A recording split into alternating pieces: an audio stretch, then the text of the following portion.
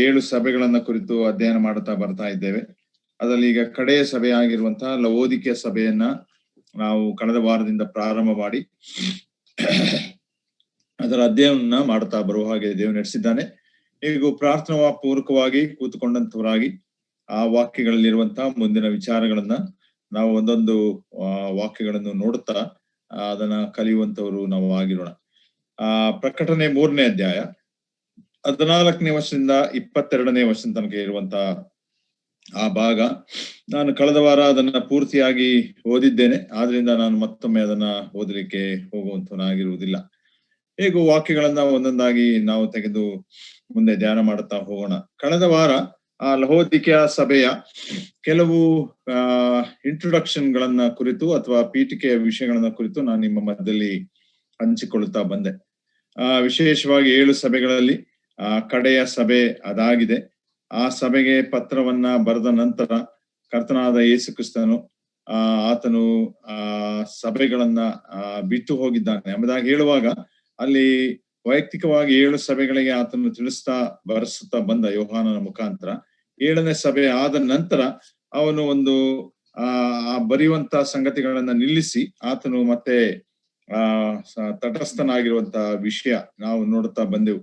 ಅದರ ಒಂದು ಮಾರ್ಮಿಕವಾದಂತ ಅರ್ಥ ನಾವು ಕಂಡುಕೊಂಡದ್ದೇನೆಂದ್ರೆ, ಲವೋದಿಕೆಯ ಸಭೆ 3ನೇ ಅಧ್ಯಾಯ 20ನೇ ವರ್ಷದಲ್ಲಿ ನೋಡುವ ಹಾಗೆ ಆ ಸಭೆ ಕರ್ತನಾದ ಯೇಸು ಕ್ರಿಸ್ತನಿಗೆ ತನ್ನ ಕದವನ್ನ ಮುಚ್ಚಿಕೊಂಡಂತ ಒಂದು ಸ್ಥಿತಿಯಲ್ಲಿ ಇರುವಂತದ್ದಾಗಿದೆ ಎಂಬುದಾಗಿ ನಾವು ನೋಡುವಂತರಾಗಿದ್ದೇವೆ.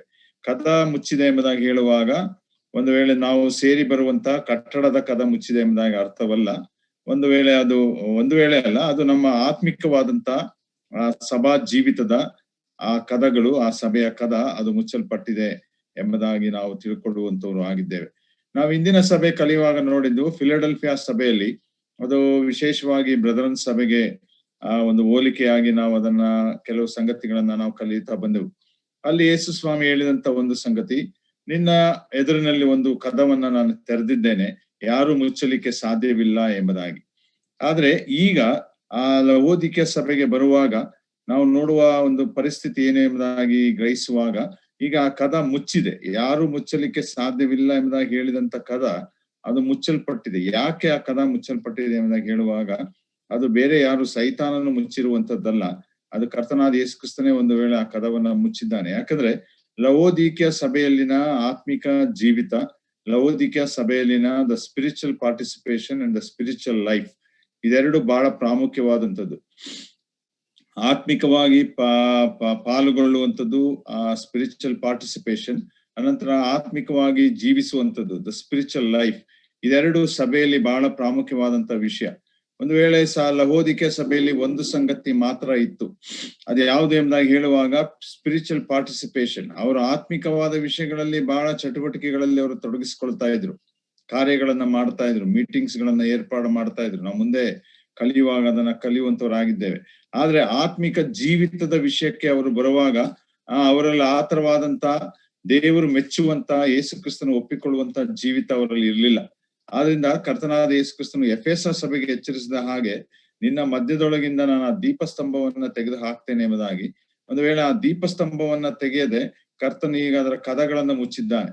ಲವೋದಿಕೆಯ ಸಭೆ ಅನ್ನುವಂಥದ್ದು ಈ ಕಾಲಮಾನದ 19ನೇ 20ನೇ ಶತಮಾನದ ಇತ್ತೀಚಿನ ಅನಂತರ ಇರುವಂತ ಎಲ್ಲಾ ಸ್ಥಳೀಯ ಸಭೆಗಳಿಗೆ ಅದು ಸೂಚನೆ ಆಗಿದೆ ಎಂಬುದಾಗಿ ನಾವು ಸ್ಪಷ್ಟವಾಗಿ ತಿಳ್ಕೊಳ್ಳುವಂತವ್ರು ನಾವು ಆಗಿದ್ದೇವೆ ಪ್ರಿಯರೇ. ಒಂದು ವೇಳೆ ಫಿಲಡೆಲ್ಫಿಯಾ ಸಭೆಯಲ್ಲಿ ಬ್ರದರನ್ ಸಭೆಯ ಕೆಲವು ಚಿತ್ರಗಳನ್ನ ನಾವು ನೋಡುತ್ತಾ ಬಂದ ಹಾಗೆ, ಲವೋದಿಕೆಯ ಸಭೆಯಲ್ಲಿಯೂ ಕೂಡ ನಾವು ಅದನ್ನ ಸೂಕ್ಷ್ಮವಾಗಿ ಅವಲೋಕಿಸುವಾಗ ಎಲ್ಲಿ ನಾವೇ ಆ ಸ್ಥಿತಿಗೆ ಜಾರಿದ್ದೇವೋ ಎಂಬುದಾಗಿ ನಾವು ಆಲೋಚಿಸುವಂತವರಾಗಿರ್ಬೇಕು. ನಮ್ಮ ಸಭೆಗಳಿಗೆ ಆ ಸಭೆಯಲ್ಲಿ ಕರ್ತನಾದ ಯೇಸು ಕ್ರಿಸ್ತನು ಹೇಳುವಂತ, ಎಚ್ಚರಿಸುವಂತ ಪ್ರತಿಯೊಂದು ಮಾತನ್ನು ಕೂಡ ನಾವು ಅನ್ವಯಿಸಿಕೊಳ್ಳುವಂತವರಾಗಿ, ನಮ್ಮ ಸಭೆಗಳು ಈ ದಿನಮಾನಗಳಲ್ಲಿ ಆ ತರವಾದಂತ ಒಂದು ಸ್ಥಿತಿಗೆ ತಲುಪಿದೆಯಾ, ಒಂದು ತಟಸ್ಥತೆಗೆ ಅದು ಬಂದಂತದ್ದಾಗಿದೆಯಾ? ಒಂದು ವೇಳೆ ನಮ್ಮಗಳ ಮಧ್ಯದಲ್ಲಿ ತಣ್ಣಗೂ ಅಲ್ಲ ಬೆಚ್ಚಗೂ ಅಲ್ಲದಂತ ಒಂದು ವಾತಾವರಣ ಅಥವಾ ಒಂದು ಪರಿಸ್ಥಿತಿ ಅದು ನಿರ್ಮಿತವಾಗಿದೆಯಾ? ಇದಕ್ಕೆ ಕಾರಣಗಳೇನು? ಇವೆಲ್ಲವನ್ನು ಕೂಡ ನಾವು ಧ್ಯಾನ ಮಾಡುತ್ತಾ ಅಥವಾ ಅದನ್ನ ಅವಲೋಕಿಸುತ್ತಾ ನಮ್ಮ ಸಭೆಗಳಿಗೂ ಕೂಡ ಅದನ್ನ ಅನ್ವಯಿಸುತ್ತಾ ನಮ್ಮನ್ನ ಪರೀಕ್ಷಿಸಿಕೊಳ್ಳುತ್ತಾ ಕ್ರಿಸ್ತನು ಕೊಡುವಂತ ಎಚ್ಚರಿಕೆಗಳನ್ನ ಗಮನಕ್ಕೆ ತೆಗೆದುಕೊಂಡು ಸರಿಪಡಿಸಿಕೊಂಡು ನಾವು ಮುಂದೆ ಹೋಗುವಂತವರು ನಾವು ಆಗಿರಬೇಕು ಪ್ರಿಯರೇ. ನಾವು ಕಳೆದ ವಾರ ಅದನ್ನೇ ನೋಡ್ತಾ ಬಂದು ದ ಸಿಟಿ ಎಂಬುದಾಗಿ ಆ ಲವೋದಿಕೆಯ ಪಟ್ಟಣದ ಕುರಿತು ಆ ನಗರದ ಕುರಿತು ನಾವು ಕಳೆದ ವಾರ ಧ್ಯಾನ ಮಾಡುತ್ತಾ ಬಂದು ಅದರ ಎಲ್ಲ ವಿಶಿಷ್ಟತೆಗಳನ್ನ ಅಲ್ಲಿ ಆಳಿದಂತ ಅರಸರು ಅದು ಸ್ಥಾಪನೆ ಆದಂತ ಸಮಯ ಅನಂತರ ಆ ಲಹೋದಿಕೆ ಅನ್ನುವಂತ ಪದದ ಅರ್ಥ ಇವೆಲ್ಲವನ್ನ ನಾವು ನೋಡ್ತಾ ಬಂದಿದ್ದೇವೆ. ಲಹೋದಿಕಿಯಾ ಎಂಬುದಾಗಿ ಹೇಳುವಾಗ ಪೀಪಲ್ ಅಂಡ್ ದ ರೂಲ್ ಎಂಬುದಾಗಿ ನಾವು ನೋಡುತ್ತಾ ಬಂದೇವೆ, ಅಂದ್ರೆ ಮನುಷ್ಯರು ಮತ್ತು ಅವರ ಆಳ್ವಿಕೆ. ಅದೇ ಸ್ಥಿತಿಯಲ್ಲಿ ಪ್ರಿಯರೇ ಸಭಾ ಮಧ್ಯದಲ್ಲಿ ನಾವು ನೋಡುವುದಾದ್ರೆ ಒಂದು ವೇಳೆ ಇವತ್ತಿನ ದಿನಮಾನಗಳಲ್ಲಿ ರೂಲ್ ಅಂಡ್ ದ ಪೀಪಲ್, ಆಳ್ವಿಕೆ ಮತ್ತು ಮನುಷ್ಯರು ಅವೆರಡೇ ಇರುವಂತದ್ದಾಗಿದೆ. ಸಭೆ ಮಧ್ಯದಲ್ಲಿ ಆಳ್ವಿಕೆ ಕ್ರಿಸ್ತನದಾಗಿರ್ಬೇಕು. ಸಭೆಗೆ ಶಿರಸ್ಸು ಕ್ರಿಸ್ತನಾಗಿದ್ದಾನೆ. ಆ ಶಿರಸ್ಸಿನ ಅಡಿಯಲ್ಲಿ ನಾವು ಆತನ ಅಂಗಗಳಾಗಿದ್ದೇವೆ. ನಾವೆಲ್ಲರೂ ಕೂಡ ಎಫೆಸ ಪತ್ರಿಕೆ 4ನೇ ಅಧ್ಯಾಯ 16ನೇ ವರ್ಷದಲ್ಲಿ ಬರೆಯಲ್ಪಟ್ಟ ಹಾಗೆ ಪೌಲನು ತಿಳಿಸುವಂತ ಹಾಗೆ ಆ ಶಿರಸ್ಸಿನ ಅಡಿಯಲ್ಲಿ ನರಗಳಿಂದ ಜೋಡಣೆಯಾಗಿ ಬಿಗಿಯಾಗಿ ಹಿಡಿದಲ್ಪಟ್ಟಂತವರಾಗಿ ಆ ಶಿರಸ್ಸಿನ ಮತ್ತು ದೇಹದ ಶ್ರೇಯಾಭಿವೃದ್ಧಿಗಾಗಿ ನಾವು ಶ್ರಮಿಸುವಂತವ್ರು ನಾವಾಗಿರ್ಬೇಕು. ಅದು ಯಾವಾಗ ಸಾಧ್ಯ ಎಂಬುದಾಗಿ ಹೇಳುವಾಗ ಆ ಶಿರಸ್ಸಿಗೆ ನಾವು ಮಾನ್ಯತೆ ಕೊಟ್ಟು ಅದಕ್ಕೆ ಗೌರವ ಕೊಟ್ಟು ಜೀವಿಸುವಾಗ ಮಾತ್ರ ನಾವು ಆ ರೀತಿ ಮಾಡ್ಲಿಕ್ಕೆ ಸಾಧ್ಯತೆ ಉಂಟಾಗುವಂತದ್ದಾಗಿದೆ. ಆದ್ರೆ ಇವತ್ತಿನ ದಿವಸ ಪರಿಸ್ಥಿತಿಗಳನ್ನು ನೋಡುವಾಗ ಸಭೆ ಅನ್ನುವಂಥದ್ದು ಮನುಷ್ಯನಿಂದ ನಡೆಸಲ್ಪಡುವಂತದ್ದಾಗಿದೆ ಹೊರತು ಒಂದು ವೇಳೆ ಕ್ರಿಸ್ತನಿಂದ ಅದು ನಡೆಸಲ್ಪಡುತ್ತಾ ಇಲ್ಲವೇನೋ ಅನ್ನುವಂತ ಒಂದು ಸ್ಥಿತಿಗೆ ನಾವೆಲ್ಲರೂ ತಲುಪಿದಂತವರಾಗಿದ್ದೇವೆ. ಈ ಕುರಿತು ಬಹಳ ಎಚ್ಚರಿಕೆಯಿಂದ ನಾವು ಗಮನ ವಹಿಸುವಂತವರು ಆಗಿರ್ಬೇಕು. The rule of the people in the church. ಪವಿತ್ರಾತ್ಮನ ಶಕ್ತಿ ಇಲ್ಲ, ಪವಿತ್ರಾತ್ಮನ ಬಲವಿಲ್ಲ, ವಾಕ್ಯದ ಆಧಾರವಿಲ್ಲ. ಒಂದು ವೇಳೆ ವಾಕ್ಯಗಳು ಬೋಧಿಸಲ್ಪಡ್ತದೆ, ಎಚ್ಚರಿಸಲ್ಪಡ್ತದೆ, ಅದನ್ನ ಯಾವುದು ನಾವು ಕಿವಿಗೆ ಹಾಕಿಕೊಳ್ಳುವಂತವರಾಗಿಲ್ಲ. ನಮ್ಮದೇ ಆದಂತ ಆಲೋಚನೆಗಳ ಮೇಲೆ, ನಮ್ಮದೇ ಆದಂತ ಸಂಗತಿಗಳ ಮೇಲೆ, ನಿರ್ಧಾರಗಳ ಮೇಲೆ ಒಂದು ವೇಳೆ ಜೀವಿಸುವಂತವ್ರು ನಾವು ಆಗಿದ್ದೇವೆ. ಹೀಗೆ ನಾನಾ ಸಂಗತಿಗಳನ್ನು ನೋಡ್ತಾ ಬಂದೆವು. ಅದಕ್ಕಾಗಿಯೇ ಕರ್ತನಾದ ಯೇಸು ಕ್ರಿಸ್ತನ ಲವೋದಿಕೆಯ ಸಭೆಗೆ ಹೇಳುವಂತದ್ದು, ನೀನು ತಣ್ಣಗೂ ಅಲ್ಲ ಬೆಚ್ಚಗೂ ಅಲ್ಲ ಎಂಬುದಾಗಿ. ಲಹೋದಿಕೆಯ ಸಭೆ ಅನ್ನುವಂತ ಸ್ಥಳ ಒಂದು ವೇಳೆ ನಾವು ದೇವರ ವಾಕ್ಯದಲ್ಲಿ ಮತ್ತು ಮ್ಯಾಪ್ಗಳಲ್ಲಿ ನೋಡ್ತಾ ಬರುವಾಗ ಅದು ಕೊಲಸ್ಯ ಸಭೆ ಮತ್ತು ಹಿರಿಯಾಪೋಲಿಯ ಅನ್ನುವಂತ ಒಂದು ಸ್ಥಳದ ಮಧ್ಯದಲ್ಲಿರುವಂತ ಒಂದು ಸ್ಥಳವಾಗಿದೆ. ಕೊಲಸ್ಯ ಅನ್ನುವಂತ ಸ್ಥಳ ಮತ್ತು ಹಿರಿಪೋಲಿಯ ಅನ್ನುವಂತ ಒಂದು ಸ್ಥಳದ ಮಧ್ಯದಲ್ಲಿ ಬರುವಂತ ಸ್ಥಳ ಅದಾಗಿದೆ ಎಂಬುದಾಗಿ ನಾವು ನೋಡುತ್ತೇವೆ.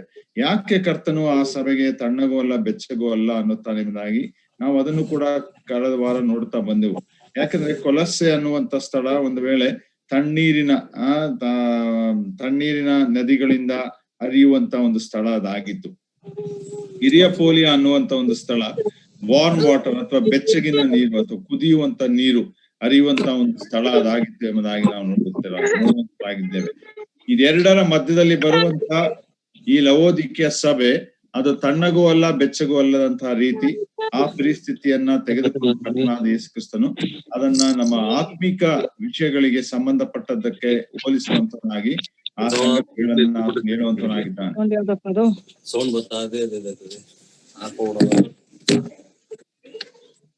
ಬ್ರದರ್ ಮ್ಯೂಟ್ ಮಾಡ್ಕೊಳ್ಳಿ.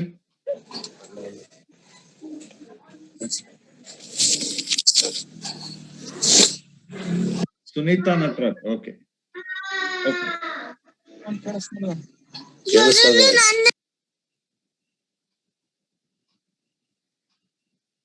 ಓಕೆ, ನಾವು ಮುಂದುವರ್ಸಂತರಾಗೋಣ. ದಯವಿಟ್ಟು ಯಾರು ಮ್ಯೂಟ್ ಮಾಡಿಲ್ಲ ಮ್ಯೂಟ್ ಮಾಡಬೇಕೆಂಬುದಾಗಿ ನಾನು ಕೇಳಿಕೊಳ್ಳುವಂತನಾಗಿದ್ದೇನೆ. ಈಗ ನಾವೀಗ ಎರಡನೇ ವಿಷಯಕ್ಕೆ ಬರೋಣ. ಅದ ಚರ್ಚ್, ಸಭೆ ಅನ್ನುವಂತ ವಿಷಯಕ್ಕೆ ನಾವು ಬರುವಂತರಾಗಿದ್ದೇವೆ. ಅದನ್ನ 7 ತಲೆ ಬರದ ಕೆಳಗೆ ನಾವು ಕಲಿಯುತ್ತಾ ಹೋಗ್ತಾ ಇದ್ದೇವೆ. ಮೊದಲನೇದು ಆ ಪಟ್ಟಣದ ಕುರಿತು ನಾವು ನೋಡಿದ್ವು. ಈಗ ಚರ್ಚ್ ಬಗ್ಗೆ ನಾವು ನೋಡುವಾಗ ಈ ಸಭೆಯನ್ನು ಸ್ಥಾಪಿಸಿದಂತವರು ಯಾರು ಎಂಬುದಾಗಿ ನಾವು ತಿಳ್ಕೊಳ್ಳುವಂತವರಾಗಿರ್ಬೇಕು. ಒಂದು ವೇಳೆ ಅಪೊಸ್ತಲರ ಕೃತ್ಯಗಳಲ್ಲಿ ಆಗಲಿ ಬೇರೆ ಭಾಗಗಳಲ್ಲಿ ಆಗಲಿ ಈ ಸಭೆಯನ್ನ ಸ್ಥಾಪಿಸಿದವರು ನಿರ್ದಿಷ್ಟವಾಗಿ ಯಾರು ಎಂಬುದಾಗಿ ಬರೆಯಲ್ಪಟ್ಟಿಲ್ಲ. ಆದ್ರೆ ಅಪೊಸ್ತಲರ ಕೃತ್ಯಗಳನ್ನ ನಾವು ಕಲಿಯುತ್ತಾ ಬರುವಾಗ ಮತ್ತು ಕೊಲಸ್ಯ ಪತ್ರಿಕೆಯನ್ನ ಆಧಾರ ಮಾಡಿಕೊಂಡು ಓದುತ್ತಾ ಬರುವಾಗ ಒಂದು ವೇಳೆ ಈ ಸಭೆಯ ಸ್ಥಾಪನೆಯ ವಿಷಯದಲ್ಲಿ ಪೌಲನು ಬಹಳ ವಿಶೇಷವಾದಂತ ಹಿರಿಯ ಪಾತ್ರವನ್ನ ವಹಿಸಿದ್ದಾನೆ ಎಂಬುದಾಗಿ ನಾವು ತಿಳ್ಕೊಳ್ತೇವೆ.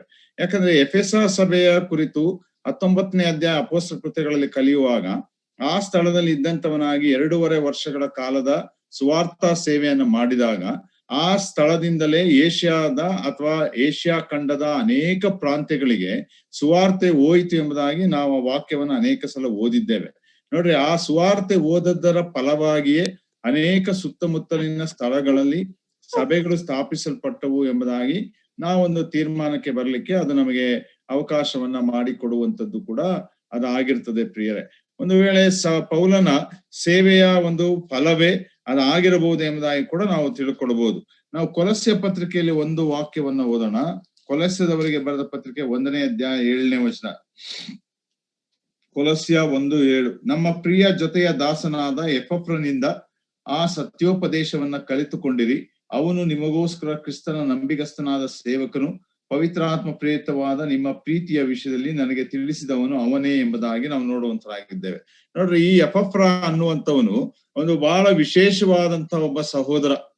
ಬಹಳ ಆಸಕ್ತಿಯಿಂದ ಸುವಾರ್ತೆಯ ಭಾರವನ್ನ ಹೊತ್ತುಕೊಂಡು ಒಂದು ವೇಳೆ ಸಭೆಯ ಸ್ಥಾಪನೆಗಳಲ್ಲಿ ಪೌಲನಿಂದ ಕಲಿತುಕೊಂಡಂತವನಾಗಿ, ಪೌಲನೆಯ ಜೊತೆ ದಾಸನಾಗಿ, ಪೌಲನು ಸೆರೆಮನೆಯಲ್ಲಿರುವಾಗ ಯಾವಾಗಲೂ ಅವನನ್ನು ಸಂಧಿಸುತ್ತಾ ಅವನಿಂದ ಅನೇಕ ಹಿತೋಪದೇಶಗಳನ್ನ ಪಡ್ಕೊಳ್ಳುತ್ತಾ, ಅನಂತರ ಬೇರೆ ಬೇರೆ ಸಭೆಯ ವಿಷಯಗಳನ್ನ ಪೌಲನಿಗೆ ತಿಳಿಸುತ್ತಾ, ಪೌಲನೇ ನೀನೇ ಈ ಸಭೆಗಳಿಗೆ ಪತ್ರಗಳನ್ನ ಬರೆದು ಅವರನ್ನ ಎಚ್ಚರಿಸುವಂತವನಾಗಿರು. ಇಂತಿಂತ ತಪ್ಪಾದ ಬೋಧನೆಗಳವರ ಮಧ್ಯದಲ್ಲಿದೆ, ಅವರು ಮಾರ್ಗವನ್ನ ಬಿಟ್ಟು ಹೋಗುತ್ತಾ ಇದ್ದಾರೆ, ಸಂಪ್ರದಾಯಸ್ಥರಾಗಿ ಜೀವಿಸ್ತಾ ಇದ್ದಾರೆ. ಈಗ ನೋಡ್ರಿ, ಅನೇಕ ವರದಿಗಳನ್ನ ಪೌಲನಿಗೆ ಆ ಸೆರೆಮನೆಯಲ್ಲಿ ಕೊಡುವಾಗ ಪೌಲನು ಆ ಎಪಫ್ರನ ಮುಖಾಂತರ ಪತ್ರಗಳನ್ನ ಬರೆದು ಕಳಿಸ್ತಾ ಇದ್ದ. ಅದನ್ನ ನಾವು ಓದುವಂತವರಾಗಿದ್ದೇವೆ, ತಿಳ್ಕೊಳ್ಳುವಂತವರಾಗಿದ್ದೇವೆ. ಅದೇ ರೀತಿಯಲ್ಲಿ ಈ ಕೊಲಸ ಸಭೆಯು ಕೂಡ ಪೌಲನು ಎಪಫ್ರನ ಮುಖಾಂತರ ಒಂದು ಪತ್ರಿಕೆಯನ್ನ ಬರೆದು ಈ ಕೊಲಸ್ಯ ಸಭೆಗೆ ಆತನು ಕಳಿಸಿಕೊಡುವಂತನಾಗಿದ್ದಾನೆ. ಕೊಲಸ್ಯ ಸಭೆಯಲ್ಲಿ ಕೂಡ ಬಹಳ ತರವಾದಂತ ಯಹೂದ್ಯ ಸಂಪ್ರದಾಯದ ಕ್ರೈಸ್ತರಿದ್ದರು. ಅನಂತರ ಸುನ್ನತಿ ಮಾಡಿಸಿಕೊಳ್ಳಬೇಕೆಂಬುದಾಗಿ ಹೇಳುವಂತ ತಪ್ಪು ಬೋಧನೆಗಳನ್ನ ಮಾಡುವಂತವರಿದ್ದರು. ಅನಂತರ ಗ್ರೀಕ್ ಸಂಪ್ರದಾಯದ ತತ್ವಗಳನ್ನ ಅಳವಡಿಸಿಕೊಂಡು ಅವರ ಆಚಾರ ವಿಚಾರಗಳನ್ನ ಹಿಂಬಾಲಿಸುವಂತವರಾಗಿ ಆ ಸಭೆಯ ಮಧ್ಯದಲ್ಲಿದ್ದರು ಎಂಬುದಾಗಿ ಕೊಲಸ್ಯ ಸಭೆಯನ್ನ ಕಲಿಯುತ್ತಾ ಬರುವಾಗ ನಾವು ತಿಳ್ಕೊಳ್ತೇವೆ. ಆದ್ರಿಂದ ಎಪಫ್ರನು ಬಂದು ಅವರಿಗೆ ಪೌಲನಿಗೆ ಕೇಳ್ಕೊಳ್ತಾನೆ, ನೀನೊಂದು ಪತ್ರಿಕೆಯನ್ನ ಬರೆದು ಆ ಸಭೆಯನ್ನ ಎಚ್ಚರಿಸು, ಬಲಪಡಿಸು ಎಂಬುದಾಗಿ ಹೇಳುವಾಗ ಪೌಲನು ಕೊಲಸ್ಯದವರಿಗೆ ಆ ಪತ್ರಿಕೆಯನ್ನ ಬರೆದು ಎಪಫ್ರನ ಕೈಯಲ್ಲಿ ಕಳಿಸಿಕೊಡುವಂತನಾಗಿದ್ದಾನೆ. ಇದನ್ನ ನಾವು ನೋಡುವಾಗ ಒಂದು ವೇಳೆ ಲಹೋದಿಕ್ಯ ಸಭೆಯು ಕೂಡ ಈ ಎಪಫ್ರನ್ ಎನ್ನುವಂತ ಈ ಶಿಷ್ಯನ ಮುಖಾಂತರ ಅಥವಾ ಪೌಲನ ಒಬ್ಬ ಶಿಷ್ಯನ ಮುಖಾಂತರ ಅದು ಪ್ರಾರಂಭವಾಗಿರಬಹುದು ಎಂಬುದಾಗಿ ನೆನೆಸುವುದರಲ್ಲಿ ಯಾವ ತಪ್ಪು ಇರಲಾರದು ಎಂಬುದಾಗಿ ನಾನು ಗ್ರಹಿಸ್ತೇನೆ. ಮತ್ತು ಅನೇಕ ಚಿಂತಕರು ಕೂಡ ಆ ರೀತಿಯಾದಂತ ಅಭಿಪ್ರಾಯಗಳನ್ನ ತಮ್ಮ ಪುಸ್ತಕಗಳಲ್ಲಿ ಇನ್ನಿತರ ಸ್ಥಳಗಳಲ್ಲಿ ಬರೆದಿರುವಂತದ್ದನ್ನ ನಾವು ನೋಡುವಂತವ್ರು ನಾವು ಆಗಿದ್ದೇವೆ ಪ್ರಿಯರೇ. ನೋಡ್ರಿ, ಹೀಗೆ ಕೊಲಸ್ಯ ಸಭೆಗೆ ಬರೆಯುವಾಗ ಪೌಲನು ಆ ಸಭೆಗೆ ಬರೆಯುವಾಗ ಆ ಪತ್ರಿಕೆಯಲ್ಲಿ ಲಹೋದಿಕ್ಯ ಸಭೆಯ ಪ್ರಸ್ತಾಪವನ್ನು ಕೂಡ ಮಾಡುವಂತವನಾಗಿದ್ದಾನೆ.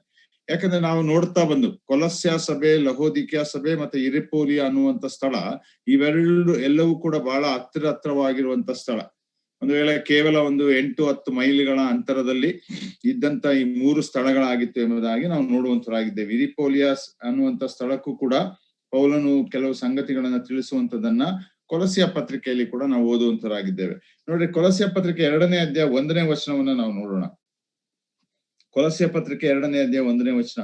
ನಿಮಗೋಸ್ಕರವೂ ಲಹೋದಿಕ್ಯದವರಿಗೋಸ್ಕರವೂ ನನ್ನನ್ನು ಕಣ್ಣಾರೆ ಕಾಣದಿರುವವರೆಲ್ಲರಿಗೋಸ್ಕರವೂ ನನಗೆ ಬಹಳ ಹೋರಾಟ ಉಂಟೆಂಬುದು ನಿಮಗೆ ತಿಳಿದಿರಬೇಕೆಂದು ಅಪೇಕ್ಷಿಸ್ತೇನೆ. ನೋಡ್ರಿ, ಪೌಲನು ಸ್ಪಷ್ಟವಾಗಿ ಬರೀತಾನೆ ಲಹೋದಿಕ್ಯ ಸಭೆಯ ಕುರಿತು ತನ್ನ ಪತ್ರಿಕೆಯಲ್ಲಿ ಕೊಲಸ್ಯ ಪತ್ರಿಕೆಗೆ ಬರೆಯುವಾಗ ಅದರಲ್ಲಿ ಆತನು ತಿಳಿಸ್ತಾನೆ. ಆತನು ತಿಳಿಸಿ ಅನಂತರ ಆತನ ಏನ್ ಮಾಡ್ತಾನೆ ಅಂದ್ರೆ 4ನೇ ಅಧ್ಯಾಯಕ್ಕೆ ಬರೋಣ. ಕೊಲಸ್ಯ ಪತ್ರಿಕೆ 4ನೇ ಅಧ್ಯಾಯ 16ನೇ ವಚನದಲ್ಲಿ ಹೀಗೆ ಓದ್ತೇವೆ.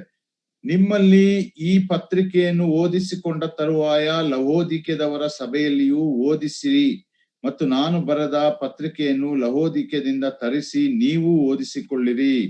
ನೋಡ್ರಿ, ಪೌಲನು ಲಹೋದಿಕ್ಯದವರಿಗೂ ಪತ್ರಿಕೆಯನ್ನ ಬರೆದಿದ್ದಾನೆ. ಒಂದು ವೇಳೆ ಕೊಲಸ್ಯದವರಿಗೆ ಬರೆದ ಪತ್ರಿಕೆಯನ್ನ ಆ ಸಭೆಯ ಮಧ್ಯದಲ್ಲಿ ಓದಿರಿ, ಅದನ್ನ ತಿಳಿಸಿರಿ, ಅದನ್ನು ಎಚ್ಚರಿಸಿರಿ ಎಂಬುದಾಗಿ ಪೌಲನು ಬರೆಯುವಂತದ್ದನ್ನ ನಾವು ನೋಡುವಂತವರಾಗಿದ್ದೇವೆ. ಹಾಗಾಗಿ ಪೌಲನು ಇಲ್ಲಿ ಅಕ್ರಿಪ್ಪನ ಒಂದು ಎಪಫ್ರನ ಹೆಸರನ್ನ ಆತನು ಸೂಚಿಸುವಾಗ ಒಂದು ವೇಳೆ ಎಪಫ್ರನು ಕೂಡ ಈ ಸಭೆಯನ್ನ ಬೆಳೆಸುವುದರಲ್ಲಿ, ಕಟ್ಟುವುದರಲ್ಲಿ ಪಾಲುಗಾರನಾಗಿದ್ದಾನೆ ಎಂಬುದಾಗಿ ನಾವು ತಿಳ್ಕೊಳ್ಳುವಂತವರಾಗಿದ್ದೇವೆ. ಅಲ್ಲಿ 4ನೇ ಅಧ್ಯಾಯ 16ನೇ ವಚನ ಕೆಳಗೆ ಓದುವಾಗ ಇನ್ನೊಬ್ಬ ದೇವ ಭಕ್ತನ ಹೆಸರನ್ನ ಪೌಲನು ಪ್ರಸ್ತಾಪಿಸ್ತಾನೆ. 17ನೇ ವಚನದಲ್ಲಿ ಹೀಗೆ ಓದ್ತೇವೆ. 4ನೇ ಅಧ್ಯಾಯ ಕೊಲಸ್ಯ 17. ಅಕ್ರಿಪ್ಪನಿಗೆ ನೀನು ಕರ್ತನಿಂದ ಹೊಂದಿರುವ ಸೇವೆಯನ್ನು ನೆರವೇರಿಸುವುದಕ್ಕೆ ಎಚ್ಚರವಾಗಿರಬೇಕೆಂದು ಹೇಳು ಎಂಬುದಾಗಿ. ನೋಡ್ರಿ, ಈ ಅಕ್ರಿಪ್ಪನಿಗೆ ತಿಳಿಸುವಾಗ ಎಚ್ಚರಿಕೆಯಿಂದ ಇರು ಎಂಬುದಾಗಿ ತಿಳಿಸುವಾಗ ಲಹೋದಿಕ್ಯ ಸಭೆಯ ವಿಷಯ ಬರೆದ ನಂತರ ಅಕ್ರಿಪ್ಪನ ವಿಷಯವನ್ನ ಬರೀತಾರೆ. ಯಾಕೆ ಎಂಬುದಾಗಿ ನಾವು ನೋಡುವುದಾದ್ರೆ, ಒಂದು ವೇಳೆ ಅಗ್ರಿಪ್ಪನು ಈ ಸಭೆಯ ಹಿರಿಯನಾಗಿರ್ಲಿಕ್ಕೆ ಸಾಧ್ಯತೆಗಳು ಉಂಟು. 4ನೇ ಶತಮಾನದ ಕೆಲವು ಥಿಯಾಲಜಿಯನ್ಸ್ ಅಂದ್ರೆ ದೈವಶಾಸ್ತ್ರಜ್ಞರು ಅವರು ತಿಳಿಸುವಂತದ್ದೇನೆಂದ್ರೆ, ಅಗ್ರಿಪ್ಪನು ಲಹೋದಿಕೆಯ ಸಭೆಯ ಹಿರಿಯನಾಗಿದ್ದ ಎಂಬುದಾಗಿ ಅವರು ದಾಖಲಿಸಿದ್ದಾರೆ 4ನೇ ಶತಮಾನದಲ್ಲಿಯೇ. ಅಂದ್ರೆ ಸಭೆ ಪೌಲನು ತೀರಿದ ಹೋದ ನಂತರ 100-200 ವರ್ಷಗಳಲ್ಲಿ. ಆದ್ರಿಂದ ಅದು ಸತ್ಯವಾದಂತ ಮಾತಿರಬಹುದು. ಈ ಅಗ್ರಿಪ್ಪನು ಯಾರು ಎಂಬುದಾಗಿ ನೋಡುವಾಗ ಆತನು ಬೇರೆ ಯಾರು ಅಲ್ಲ, ಫಿಲೋಮೋನ ಪತ್ರಿಕೆ 1 ಮತ್ತು 2ನೇ ವಚನದಲ್ಲಿ ಓದುವ ಹಾಗೆ ಅಗ್ರಿಪ್ಪನು ಫಿಲೋಮೋನನ ಮಗನೇ ಆಗಿದ್ದ ಎಂಬುದಾಗಿ ನಾವು ತಿಳ್ಕೊಳ್ಳಿಕ್ಕೆ ಸಾಧ್ಯತೆ ಉಂಟಾಗುವಂತದ್ದಾಗಿದೆ. ನೋಡ್ರಿ, ತಂದೆ, ಮಗ, ಮಕ್ಕಳು, ಅವರ ಶಿಷ್ಯರುಗಳು ಎಲ್ಲರೂ ಕೂಡ ದೇವರ ಸೇವೆಯಲ್ಲಿ ತೊಡಗಿಸಿಕೊಂಡಿರುವಂತಹ ಒಂದು ಮನೋಭಾವಗಳನ್ನ ಈ ಸಭಾ ಜೀವಿತಗಳಲ್ಲಿ, ಈ ಸಭೆಗಳಲ್ಲಿ ನಾವು ಕಾಣುವಂತವರಾಗಿದ್ದೇವೆ. ಪ್ರಿಯರೇ, ಅದು ಕೂಡ ನಮಗೂ ಕೂಡ ಆತ್ಮಿಕ ಪಾಠಗಳನ್ನ ಕಲಿಸುವಂತದ್ದಾಗಿದೆ. ನಮ್ಮ ಮಕ್ಕಳನ್ನ, ನಮ್ಮ ಮುಂದಿನ ಪೀಳಿಗೆಯನ್ನ, ನಮ್ಮ ಸಭೆಯಲ್ಲಿರುವಂತ ಯವನಸ್ಥರನ್ನ, ಸೆಕೆಂಡ್ ಲೈನ್ ಲೀಡರ್ಶಿಪ್ ಅನ್ನ, 2ನೇ ಹಂತದ ನಾಯಕತ್ವದ ಜವಾಬ್ದಾರಿಗಳನ್ನ ನಮ್ಮ ಮಕ್ಕಳಿಗೆ ನಾವು ಯಾವ ರೀತಿ ಕಲಿಸಿಕೊಡ್ತಾ ಇದ್ದೇವೆ, ಯಾವ ರೀತಿ ಸಿದ್ಧಪಡಿಸ್ತಾ ಇದ್ದೇವೆ. ನಮ್ಮ ಮಕ್ಕಳು ಎಷ್ಟು ಜನರು, ನಮ್ಮ ಯವನಸ್ಥರು ಎಷ್ಟು ಜನ ಹೊರಗೆ ಹೋಗಿ ಸುವಾರ್ತೆಗಳನ್ನ ಸಾರುತ್ತಾರೆ. ಸುವಾರ್ತೆ ಸಾರುವಂತ ಹಂಬಲ ತವಕ ಎಷ್ಟು ಯವನಸ್ಥರಿಗೆ ಈ ದಿನಮಾನಗಳಲ್ಲಿ ಉಂಟು. ಇದು ಒಂದು ದೊಡ್ಡ ಬದಲಾವಣೆಗಳು ನಮ್ಮ ಜೀವಿತಗಳಲ್ಲಿ ಬರುವಂತದ್ದಾಗಿರ್ಬೇಕು. ನಾವು ಸಭೆಗಳಲ್ಲಿ ಬರೀ ಸೇವೆಯಲ್ಲಿ ಇದ್ದವರು ಮಾತ್ರ ಸೇವೆ ಮಾಡ್ತಾರೆ, ವಯಸ್ಸಾದಂತವ್ರು ಮಾತ್ರ ಆಸಕ್ತಿ ಉಳ್ಳಂತವರಾಗಿರ್ತಾರೆ, ಸಭಾ ಹಿರಿಯರು ಮಾತ್ರ ಸೇವೆಗಳನ್ನು ಮಾಡುವಂತವರಾಗಿರ್ತಾರೆ, ಸುವಾರ್ತಿಕರು ಮಾತ್ರ ಸುವಾರ್ತೆಯನ್ನ ಸಾರುವಂತವರಾಗಿರ್ತಾರೆ. ಇದೆಂದಿಗೂ ಕೂಡ ಆದಿ ಸಭೆಯಿಂದ ಬಂದಂತ ಒಂದು ಸಂಗತಿಗಳು ಅದು ಆಗಿರ್ಲಿಲ್ಲ ಪ್ರಿಯರೇ. ಈ ದಿನಮಾನಗಳಲ್ಲಿ ಅದಕ್ಕೆ ಇರುವಂತ ಒಂದು ಕಾರಣ, ಯಾಕೆ ಸುವಾರ್ತೆ ಅನ್ನುವಂಥದ್ದು ನಮ್ಮ ಸಭೆಗಳಲ್ಲಿ ತಟಸ್ಥವಾಗಿದೆ ಎಂಬುದಾಗಿ ನೋಡುವುದಾದ್ರೆ, ತಣ್ಣಗೂ ಅಲ್ಲ ಬೆಚ್ಚಗೂ ಅಲ್ಲದಂತ ಒಂದು ಸ್ಥಿತಿಯೇ ಅದಾಗಿದೆ ಎಂಬುದಾಗಿ ನಾವು ಇಲ್ಲಿ ತಿಳ್ಕೊಳ್ಳುವಂತವ್ರು ಆಗಿದ್ದೇವೆ. ನೋಡ್ರಿ, ಹೀಗೆ ಈ ಲಹೋದಿಕೆಯ ಸಭೆಯ ಕುರಿತು ಕೆಲವು ವಿಷಯಗಳನ್ನ ನಾವೀಗ ಧ್ಯಾನ ಮಾಡುವ ಹಾಗೆ ದೇವರು ಸಹಾಯಿಸಿದ್ದಾನೆ. ಮುಂದೆ ನಾವು ಮುಂದುವರೆದುಕೊಂಡು ಹೋಗುವಂತವರಾಗಿರೋಣ. 3ನೇ ವಿಷಯಕ್ಕೆ ನಾವು ಹೋಗುವಂತವರಾಗಿರೋಣ. ಅದೇನು ಎಂಬುದಾಗಿ ಹೇಳುವಾಗ, ಕರ್ತನಾದ ಯೇಸು ಕ್ರಿಸ್ತನು ಆ ಸಭೆಗೆ ಆತನು ಪರಿಚಯ ಮಾಡಿಕೊಳ್ಳುವಂತ ರೀತಿ, ಕರ್ತನಾದ ಯೇಸು ಕ್ರಿಸ್ತನು ಆ ಸಭೆಗೆ ಏನಾಗಿದ್ದಾನೆ ಅನ್ನುವಂಥದ್ದನ್ನ ಆತನು ಪರಿಚಯ ಮಾಡಿಕೊಳ್ಳುವಂಥದ್ದನ್ನ ನಾವು 14ನೇ ವಚನದಲ್ಲಿ ನಾವು ನೋಡೋಣ. ಪ್ರಕಟಣೆ ಗ್ರಂಥ 3ನೇ ಅಧ್ಯಾಯ 14ನೇ ವಚನಕ್ಕೆ ನಾವು ಬರುವಂತವರಾಗಿರೋಣ ಪ್ರಿಯರೇ. ಇದು ಒಂದು ಬಹಳ ಪ್ರಾಮುಖ್ಯವಾದಂತ ಭಾಗ.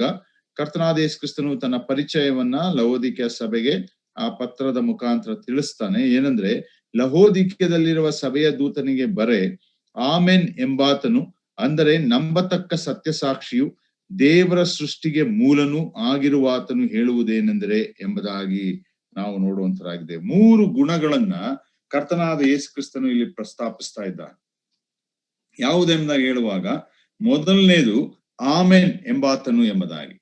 2ನೇದು ನಾವು ನೋಡುವಂತ ಸಂಗತಿ ಏನಂದ್ರೆ, ದೇವರ ಸೃಷ್ಟಿಗೆ ಮೂಲನು, ಅನಂತರ ನಂಬತಕ್ಕ ಸತ್ಯಸಾಕ್ಷಿ 2ನೇದು.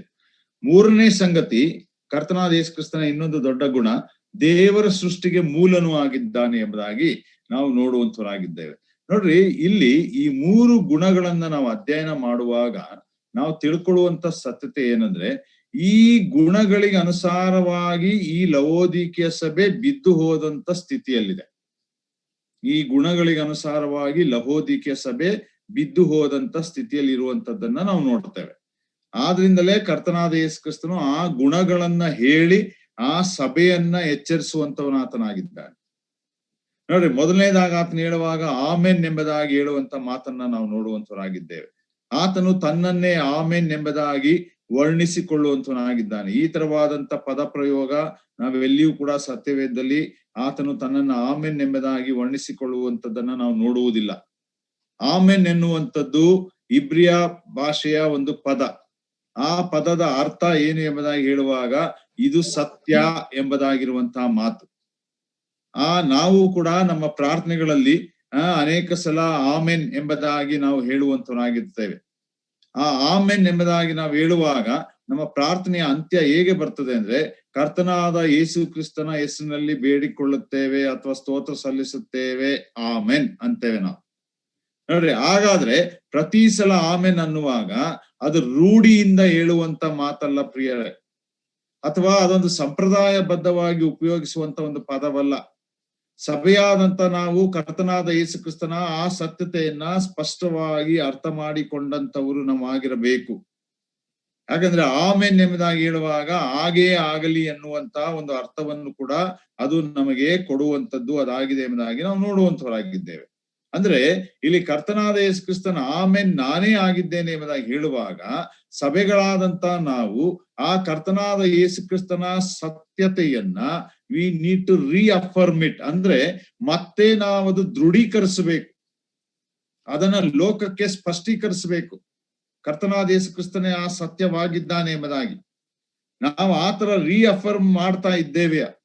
ಅದನ್ನ ಲೋಕಕ್ಕೆ ನಾವು ಮತ್ತೆ ಮತ್ತೆ ಮತ್ತೆ ಮತ್ತೆ ನಮ್ಮ ಜೀವಿತಗಳ ಮುಖಾಂತರ ನಾವು ಲೋಕಕ್ಕೆ ತಿಳಿಸಿಕೊಡುವಂತವರು ನಾವು ಆಗಿದ್ದೇವೆ. ಕರ್ತನಾದ ಯೇಸು ಕ್ರಿಸ್ತನೇ ಆಮೆನ್ ಆಗಿದ್ದಾನೆ ಎಂಬುದಾಗಿರುವಂತ ಆ ಸತ್ಯತೆಯನ್ನ ನಾವು ಲೋಕಕ್ಕೆ ತಿಳಿಸಿಕೊಡುವಂತವರಾಗಿದ್ದೇವೆಯಾ ಎಂಬುದಾಗಿ ನಾವು ಆಲೋಚಿಸುವಂತವರಾಗಿರ್ಬೇಕು. ಲವೋದಿಕೀಯ ಸಭೆ ಆ ವಿಷಯದಲ್ಲಿ ಸೋತು ಹೋದಂತ ಸಭೆ ಆಗಿತ್ತು.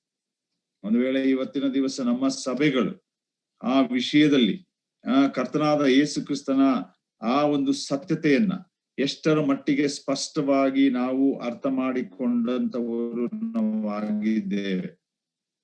ಕರ್ತನಾದ ಯೇಸು ಕ್ರಿಸ್ತನ ಜೊತೆಯಲ್ಲಿ ನಾವು ಆಮೆನ್ ಎಂಬುದಾಗಿ ಹೇಳುವಾಗ ಕರ್ತನಾದ ಯೇಸು ಕ್ರಿಸ್ತನು ಲವೋದಿಕೀಯ ಸಭೆಗೆ ಎಚ್ಚರಿಸುವಂತ ಎಲ್ಲಾ ವಿಷಯಗಳನ್ನ ಕುರಿತು ನಾವು ಹಾಗೆಯೇ ಆಗಲಿ ಎಂಬುದಾಗಿ ದೃಢೀಕರಿಸುವಂತ ಒಂದು ಸಂಗತಿ ಅನೇಕ ಸಲ ನಮ್ಮ ಸಭೆಗಳಲ್ಲಿ ನಾವು ನೋಡುವಾಗ ಆಮೇನೆ ಅನ್ನೋಲ್ಲ ಕೆಲವರು ಆ ರೀತಿಯಾಗಿ ಒಂದು ಸಂಪ್ರದಾಯಬದ್ಧವಾಗಿ ಅಥವಾ ರೂಢಿಯಾಗಿ ಕೂತುಕೊಂಡು ನಾವು ಮುಂದೆ ಹೋಗುವಂತವರು ನಾವು ಆಗಿರ್ತೇವೆ. ಪ್ರಿಯರೇ, ಎಂದಿಗೂ ಕೂಡ we should not neglect his warnings. ಆತನ ಎಚ್ಚರಿಕೆಗಳನ್ನ ನಾವು ತಾತ್ಸಾರ ಮಾಡಬಾರದು.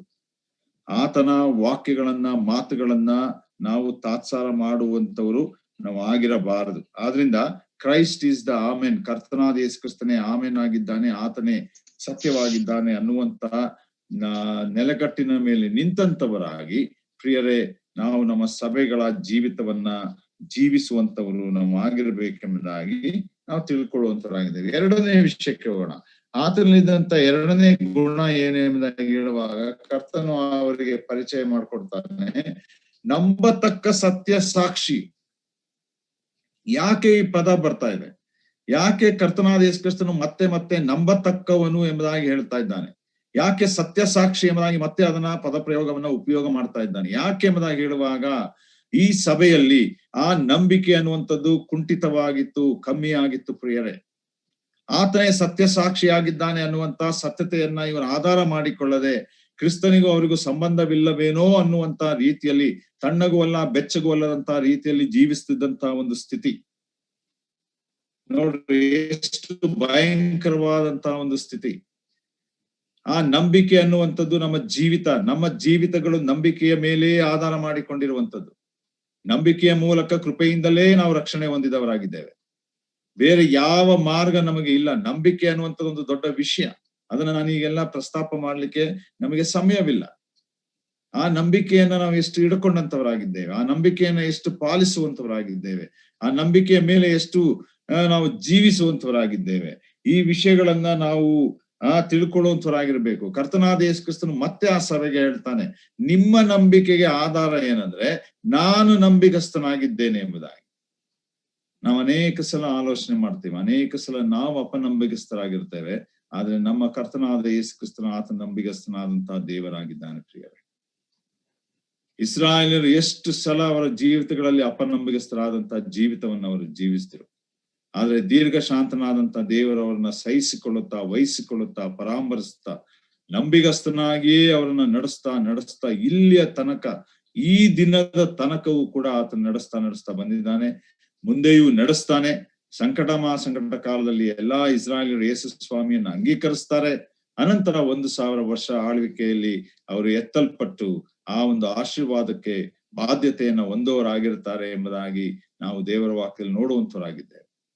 ನೋಡ್ರಿ, ಹಾಗಾದ್ರೆ ಈ ನಂಬಿಗಸ್ತನಾದಂತ ನಮ್ಮ ಕರ್ತನಾದ ಯೇಸು ಕ್ರಿಸ್ತನು, ಪ್ರಾಮಾಣಿಕನಾದಂತ ನಮ್ಮ ಕರ್ತನಾದ ಯೇಸು ಕ್ರಿಸ್ತನು, ಪರಿಪೂರ್ಣವಾಗಿ ಆತನ ಮೇಲೆ ಭರವಸೆ ಇಡಲು ಶಕ್ತನಾದಂತ ನಮ್ಮ ಕರ್ತನಾದ ಯೇಸು ಕ್ರಿಸ್ತನು, ಪರ್ಫೆಕ್ಟ್ಲಿ ಆಕ್ಯುರೇಟ್ ಗಾಡ್ ಎಂಬುದಾಗಿ ಹೇಳುವಾಗ ಸಂಪೂರ್ಣನಾಗಿ ಸರಿಯಾಗಿ ಇರುವಂತ ಆ ನಮ್ಮ ಕರ್ತನಾದ ಯೇಸು ಕ್ರಿಸ್ತನು.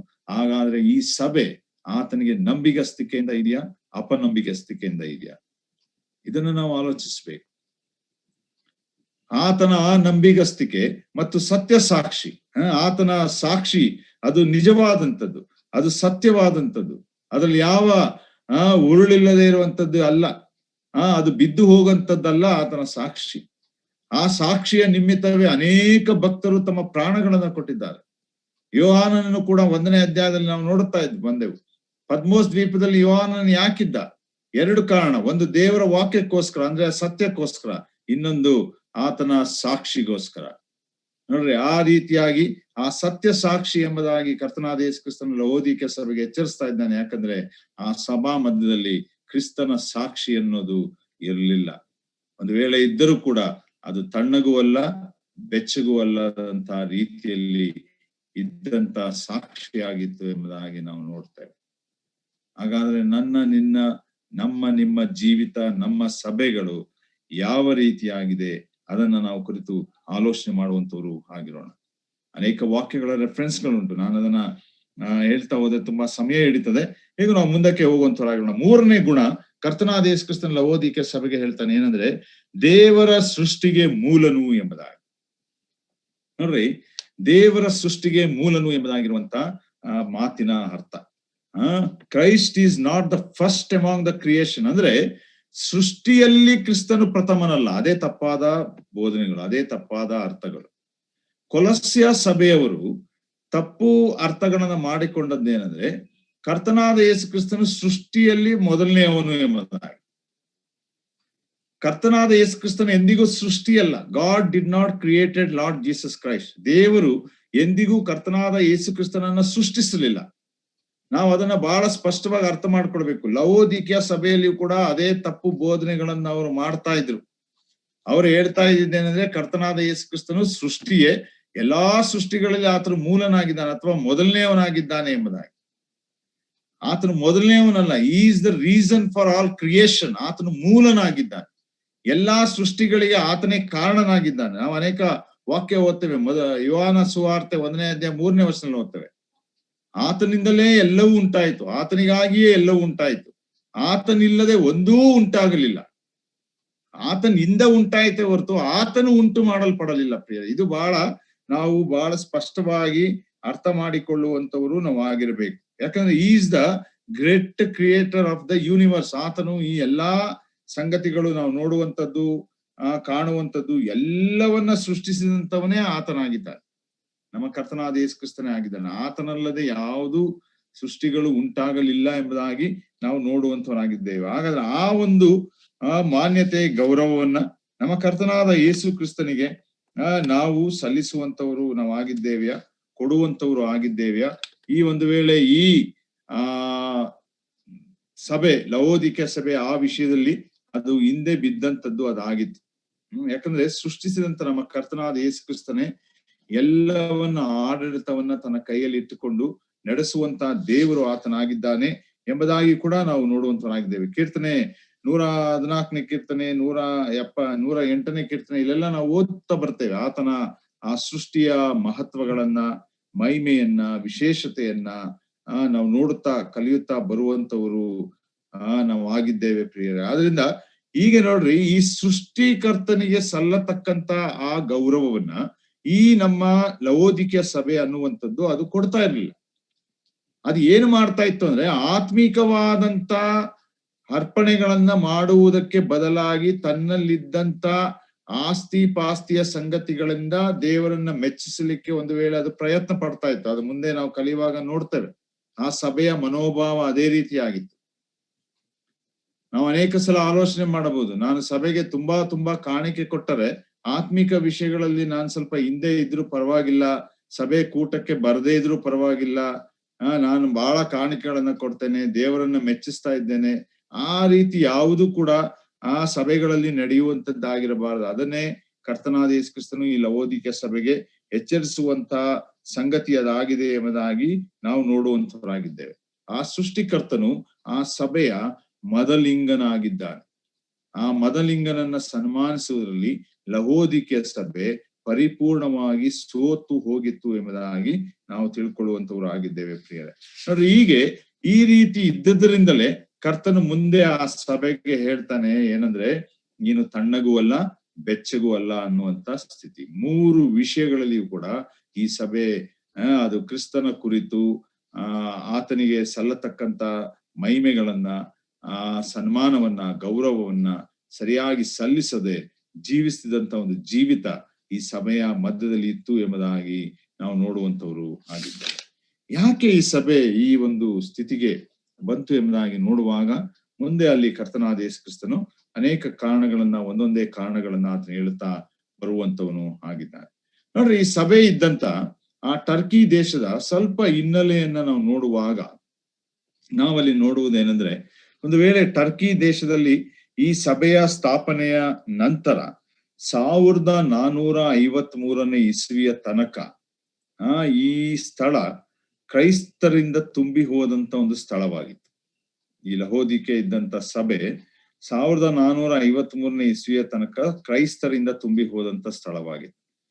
ಒಂದು ವೇಳೆ ವಿಶ್ವಾಸಿಗಳ ಕ್ರೈಸ್ತರು, ಅನಂತರ ಕ್ರೈಸ್ತರ ಎನಿಸಿಕೊಳ್ಳುವಂತ ಕ್ರೈಸ್ತರು, ರೋಮನ್ ಕ್ಯಾಥೋಲಿಸಂ ಎಂದಲ್ಲೂ ಕೂಡ ಅದು ಬಹಳ ಹೆಚ್ಚಾಗಿ ತುಂಬಿ ಹೋಗಿತ್ತು ಎಂಬುದಾಗಿ ನಾವು ಚರಿತ್ರೆಗಳಿಂದ ಓದುವಂತವರು ನಾವಾಗಿದ್ದೇವೆ. ನೋಡ್ರಿ, ಈ ಟರ್ಕಿ ದೇಶದ ಒಂದು ವಿಶೇಷತೆ ಏನೆಂಬುದಾಗಿ ನೋಡುವಾಗ ಅದು 2 ಭಾಗಗಳಲ್ಲಿಯೂ ಕೂಡ ಅದು ಬರುವಂತದ್ದಾಗಿದೆ. ಮೈನರ್ ಏಷ್ಯಾ ಖಂಡದಲ್ಲೂ ಬರ್ತದೆ ಅರ್ಧ ಭಾಗ ಯುರೋಪ್ ಖಂಡದಲ್ಲೂ ಬರುವಂತದ್ದಾಗಿದೆ. ಇಲ್ಲಿ ಕರ್ತನಾದ ಯೇಸು ಕ್ರಿಸ್ತನು ಬರೆಯುವಂತ 7 ಸಭೆಗಳು ಹಳೆ ಟರ್ಕಿ, ಓಲ್ಡ್ ಟರ್ಕಿ ಅನ್ನುವಂತ ಪ್ರದೇಶದಲ್ಲಿ ಏಷ್ಯಾ ಖಂಡದ ಭಾಗದಲ್ಲಿ ಬರುವಂತದ್ದಾಗಿದೆ. ಈ ಟರ್ಕಿ ದೇಶದಲ್ಲಿಯೇ ಪೌಲನು ಕೂಡ ಹುಟ್ಟಿ ಬೆಳೆದಂಥದ್ದು. ಪೌಲನು ತಾರ್ಸೀಸಿನ ಪೌಲನು ಎಂಬುದಾಗಿ ಕರೆಯಲ್ಪಟ್ಟಂತ ಆ ತಾರ್ಸಿಸ್ ಅನ್ನುವಂತ ಸ್ಥಳ ಈ ಟರ್ಕಿ ದೇಶದಲ್ಲಿಯೇ ಇರುವಂತದ್ದಾಗಿದೆ. ಈ ಸಮಯಗಳಲ್ಲಿ ಇಸ್ರಾಯೇಲ್ಯರು, ಯಹೂದ್ಯರು ಪ್ರಪಂಚದ ಎಲ್ಲಾ ಕಡೆಗಳಲ್ಲಿ ಅವರು ಹರಡಿಕೊಂಡಂತವರಾಗಿರ್ತಾರೆ ಯೇಸು ಕ್ರಿಸ್ತನು ಬಂದಂತ ಸಮಯದಲ್ಲಿ. ಅಂತ ಸಮಯದಲ್ಲಿ ಪೌಲನು ತಾರ್ಸಿಸಿನಲ್ಲಿ ಹುಟ್ಟಿ ಬೆಳೆದಂತವನಾಗಿದ್ದ ಎಂಬುದಾಗಿ ನಾವು ಅಪೊಸ್ತಲರ ಕೃತ್ಯಗಳನ್ನ ಕಲಿಯುವಾಗ ನೋಡುತ್ತಾ ಬರುವಂತವರು ಕೂಡ ನಾವು ಆಗಿರ್ತೇವೆ ಪ್ರಿಯರೇ. ನೋಡ್ರಿ, ಹೀಗೆ ಈ ಕ್ರೈಸ್ತತ್ವ ಅನ್ನುವಂಥದ್ದು ಸಾಧಾರಣವಾಗಿ ಬಹಳ ಬಲಿಷ್ಠವಾಗಿ, ಪ್ರಬಲವಾಗಿ 1023ನೇ ಇಸ್ವಿಯ ತನಕ ಇರ್ತದೆ. ಒಂದು ವೇಳೆ ಪೌಲನು ಮಾಡಿದಂತ ಸೇವೆಯ ಫಲ ಮತ್ತೆ ಇತರರು ಮಾಡಿದಂತ ಸೇವೆಯ ಫಲ, ಅವರು ಮಾಡಿದಂತ ತ್ಯಾಗ, ಇದರ ಪರಿಣಾಮ ಕ್ರೈಸ್ತತ್ವ ಅನ್ನುವಂಥದ್ದು 1023ನೇ ಇಸ್ವಿಯ ತನಕವೂ ಕೂಡ ಇರುವಂತದ್ದು ಅದಾಗಿರ್ತದೆ ಎಂಬುದಾಗಿ ನಾವು ನೋಡುವಂತರಾಗಿದ್ದೇವೆ. ಈ ಮಧ್ಯದಲ್ಲಿ ಏನಾಗ್ತದೆ ಅಂದ್ರೆ, ಆ ಪ್ರಾಂತ್ಯದಲ್ಲಿ ಬೈಸಂಟೈನ್ ರೂಲ್ ಎಂಬುದಾಗಿ ಬರ್ತದೆ. ಬೈಸಂಟೈನ್ ರೂಲ್ ಎಂಬುದಾಗಿ, ಆ ಬೈಸಂಟೈನ್ ರೂಲ್ ಎಂಬುದಾಗಿ ಬರುವಾಗ 1043ನೇ ಇಸ್ವಿಯಲ್ಲಿ ಮೊಹಮ್ಮದ್ II ಅನ್ನುವಂಥವನು ಆ ಸ್ಥಳವನ್ನ, ಅಂದ್ರೆ ಓಟಮಾನ್ ಕಿಂಗ್ಡಮ್ ಅವರ ಚಕ್ರವರ್ತಿಯಾದಂತ, ಟರ್ಕಿ ದೇಶದ ಚಕ್ರವರ್ತಿಯಾದಂತ ಮೊಹಮ್ಮದ್ II ಅನ್ನುವಂಥವನು ಆ ಬೈಸಂಟೈನ್ ಚಕ್ರವರ್ತಿಯಾಗಿರುವಂತ ಜಸ್ಟಿಯನ್ II ಅನ್ನುವಂಥವನನ್ನ, ಅವನು ಜಸ್ಟಿಯನ್ I ಅನ್ನುವಂತ ಒಂದು ವೇಳೆ ಆ ಚಕ್ರವರ್ತಿಯನ್ನ ಸೋಲಿಸಿ ಆತನು ಆ ಸ್ಥಳವನ್ನ ಆತನು ಆಕ್ರಮಿಸಿಕೊಳ್ಳುತ್ತಾನೆ ಎಂಬುದಾಗಿ ಚರಿತ್ರೆಯಲ್ಲಿ ನೋಡುವಂತರಾಗಿದ್ದೇವೆ. ನೋಡ್ರಿ, ಇಲ್ಲಿ ಕಾನ್ಸ್ಟಾಂಟಿನೋಪಲ್ ಅನ್ನುವಂತ ಒಂದು ಸ್ಥಳ ಉಂಟು ಈ ಪ್ರದೇಶದಲ್ಲಿ. ಲವೋದಿಕೆ ಅನ್ನುವಂತ ಸ್ಥಳದ ಸುತ್ತಮುತ್ತಲಿನ ಟರ್ಕಿ ದೇಶದಲ್ಲಿ ಕಾನ್ಸ್ಟಾಂಟಿನೋಪಲ್ ಅನ್ನುವಂತ ಒಂದು ಸ್ಥಳ ಉಂಟು. ಆ ಸ್ಥಳದಲ್ಲಿ ಈ ಕ್ರೈಸ್ತ ಚಕ್ರವರ್ತಿಗಳು ಆಳ್ವಿಕೆಯನ್ನು ಮಾಡುವಾಗ ಅನೇಕ ದೇವಾಲಯಗಳನ್ನ, ಅಂದ್ರೆ ಚರ್ಚ್ ಕಟ್ಟಡಗಳನ್ನ, ಕ್ಯಾಥೆಡ್ರಲ್ಸ್ ಎಂಬುದಾಗಿ ಹೇಳುವಂತದನ್ನ ಅವರು ಅನೇಕ ಸ್ಥಳಗಳಲ್ಲಿ ಕಟ್ಟುತ್ತಾ ಬಂದರು ಎಂಬುದಾಗಿ ನಾವು ನೋಡ್ತೇವೆ. ಅದರಲ್ಲಿ ಒಂದು ಬಹಳ ಪ್ರಸಿದ್ಧವಾದಂತ ಸ್ಥಳ ಯಾವುದು ಎಂಬುದಾಗಿ ನೋಡುವಾಗ ಆಗಿಯಾ ಸೋಫಿಯಾ ಅನ್ನುವಂತ ಒಂದು ಚರ್ಚ್. ಆಗಿಯಾ ಸೋಫಿಯಾ ಅನ್ನುವಂತ ಒಂದು ಚರ್ಚ್, ಒಂದು ವೇಳೆ ಅದು ರೋಮನ್ ಕ್ಯಾಥೋಲಿಸಂ ಚರ್ಚ್ ಆಗಿರಬೇಕು. ಯಾಕಂದ್ರೆ 1453ನೇ ಇಸ್ವಿಯಲ್ಲೇ ಅದನ್ನ ಇಸ್ಲಾಂ ಅರಸರಿಗೆ ಸೋತು ಹೋಗಿದ್ದಾರೆ ಎಂಬುದಾಗಿ ಚರಿತ್ರೆಯಲ್ಲಿ ನೋಡುವಾಗ ಇನ್ನು ಕ್ರೈಸ್ತ ಧರ್ಮದ ಸುಧಾರಣೆ ಆಗಿಲ್ಲ. ಅಂದ್ರೆ 1517ನೇ ಇಸ್ವಿಯ ಮಾರ್ಟಿನ್ ಲೂಥರಿನ ಸುಧಾರಣೆ ಆಗಿಲ್ಲ. ಆದ್ರಿಂದ ಪ್ರಪಂಚದಾದ್ಯಂತ ರೋಮನ್ ಕ್ಯಾಥೋಲಿಸಮ್ಮೇ ಅದು ಆಡಳಿತದಲ್ಲಿದೆ ಅಥವಾ ನಡೆಸ್ತಾ ಇದೆ. ಅವರ ಆ ಸಾಮ್ರಾಜ್ಯದಲ್ಲಿ ಈ ಒಂದು ದೇವಾಲಯವನ್ನ ಆ ಚಕ್ರವರ್ತಿ ಜಸ್ಟಿನಿಯನ್ I ಅನ್ನುವಂಥವನು ಅದನ್ನ ಕಟ್ಟಿಸ್ತಾನೆ ಎಂಬುದಾಗಿ ನಾವು ನೋಡುವಂತರಾಗಿದೆ. ಬಹಳ ಪುರಾತನ ಒಂದು ದೇವಾಲಯ ಅದು. ಒಂದು ವೇಳೆ ನಾನು ನಿಮ್ಗೆ ಒಂದು ಚಿತ್ರಣವನ್ನ ತೋರಿಸ್ತೇನೆ, 2 ನಿಮಿಷ.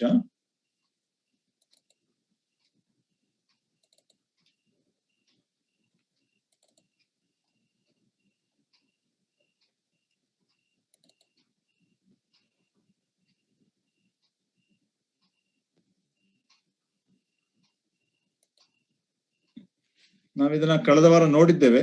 ಈಗ ಬೇರೆ ವಿಷಯಗಳನ್ನ ನಾವು ನೋಡುವಂತರಾಗಿರೋಣ. ಇದು ಲವೋದಿಕೆಯ ಆಳು ಬಿದ್ದಿರುವಂತ ಸ್ಥಳ.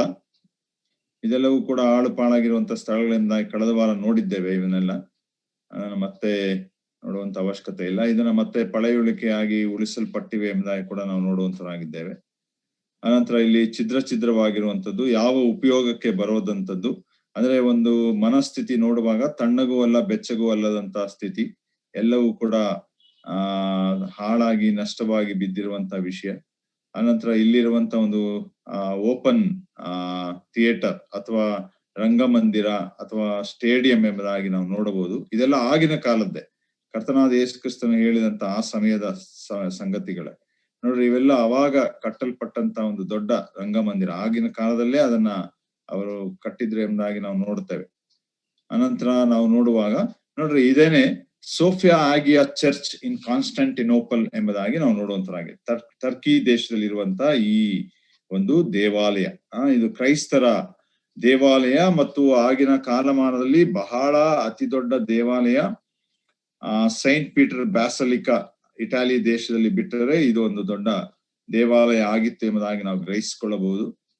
ಅದು ಬಹಳ ಬೃಹದಾಕಾರವಾಗಿದೆ ಮತ್ತು ಬಹಳ ವೈಭವದಿಂದ ಕೂಡಿದಂತ ಸ್ಥಳ ಅದಾಗಿದೆ ಎಂಬುದಾಗಿ ನಾವು ನೋಡ್ತೇವೆ. ಇವತ್ತಿಗೂ ಕೂಡ ಈ ದೇವಾಲಯ ಅಸ್ತಿತ್ವದಲ್ಲುಂಟು ಆ ಟರ್ಕಿ ದೇಶದಲ್ಲಿ. ನೋಡ್ರಿ, ಅದರ ಒಳಭಾಗ ನಾವು ನೋಡುವಂತರಾಗಿದ್ದೇವೆ. ಅಷ್ಟು ಸೌಂದರ್ಯದಿಂದ ಸುಂದರದಿಂದ ಆಗಿನ ಕಾಲಮಾನದಲ್ಲಿ ಅದನ್ನ ಕಟ್ಟಿದ್ರು ಎಂಬುದಾಗಿ ನಾವು ನೋಡುವಂತರಾಗಿದ್ದೇವೆ. ಅನಂತರ ನೋಡ್ರಿ, ಅಲ್ಲಿ ಯೇಸು ಕ್ರಿಸ್ತನ ಚಿತ್ರಣ ಮತ್ತೆ ಇದೆಲ್ಲ ರೋಮನ್ ಕ್ಯಾಥಲಿಸಂ ಅವರು ಮಾಡುತ್ತಿದ್ದಂತ ಸಂಗತಿಗಳು. ಹಳೆವು ಪೇಂಟಿಂಗ್ಸ್ಗಳು ಕೆಲವೆಲ್ಲ ಅದ ನಾಶವಾಗಿದೆ, ಕೆಳಭಾಗವೆಲ್ಲ, ಆದ್ರೆ ಕೆಲವು ಭಾಗ ಹಾಗೆ ಉಳಿಸಲ್ಪಟ್ಟಿದೆ ಎಂಬುದಾಗಿ ನಾವು ನೋಡುತ್ತೇವೆ. ಇದರಲ್ಲೂ ಕೂಡ ನಾವು ಕರ್ತನಾದ ಯೇಸು ಕ್ರಿಸ್ತನ ಮಗುವಾಗಿರುವಂತ ಇನ್ಫೆಂಟ್ ಜೀಸಸ್ ಆ ಚಿತ್ರಣವನ್ನ ನೋಡುತ್ತೇವೆ. ಇದು ಕೂಡ ದೇವಾಲಯದ ಒಂದು ಒಳಭಾಗ.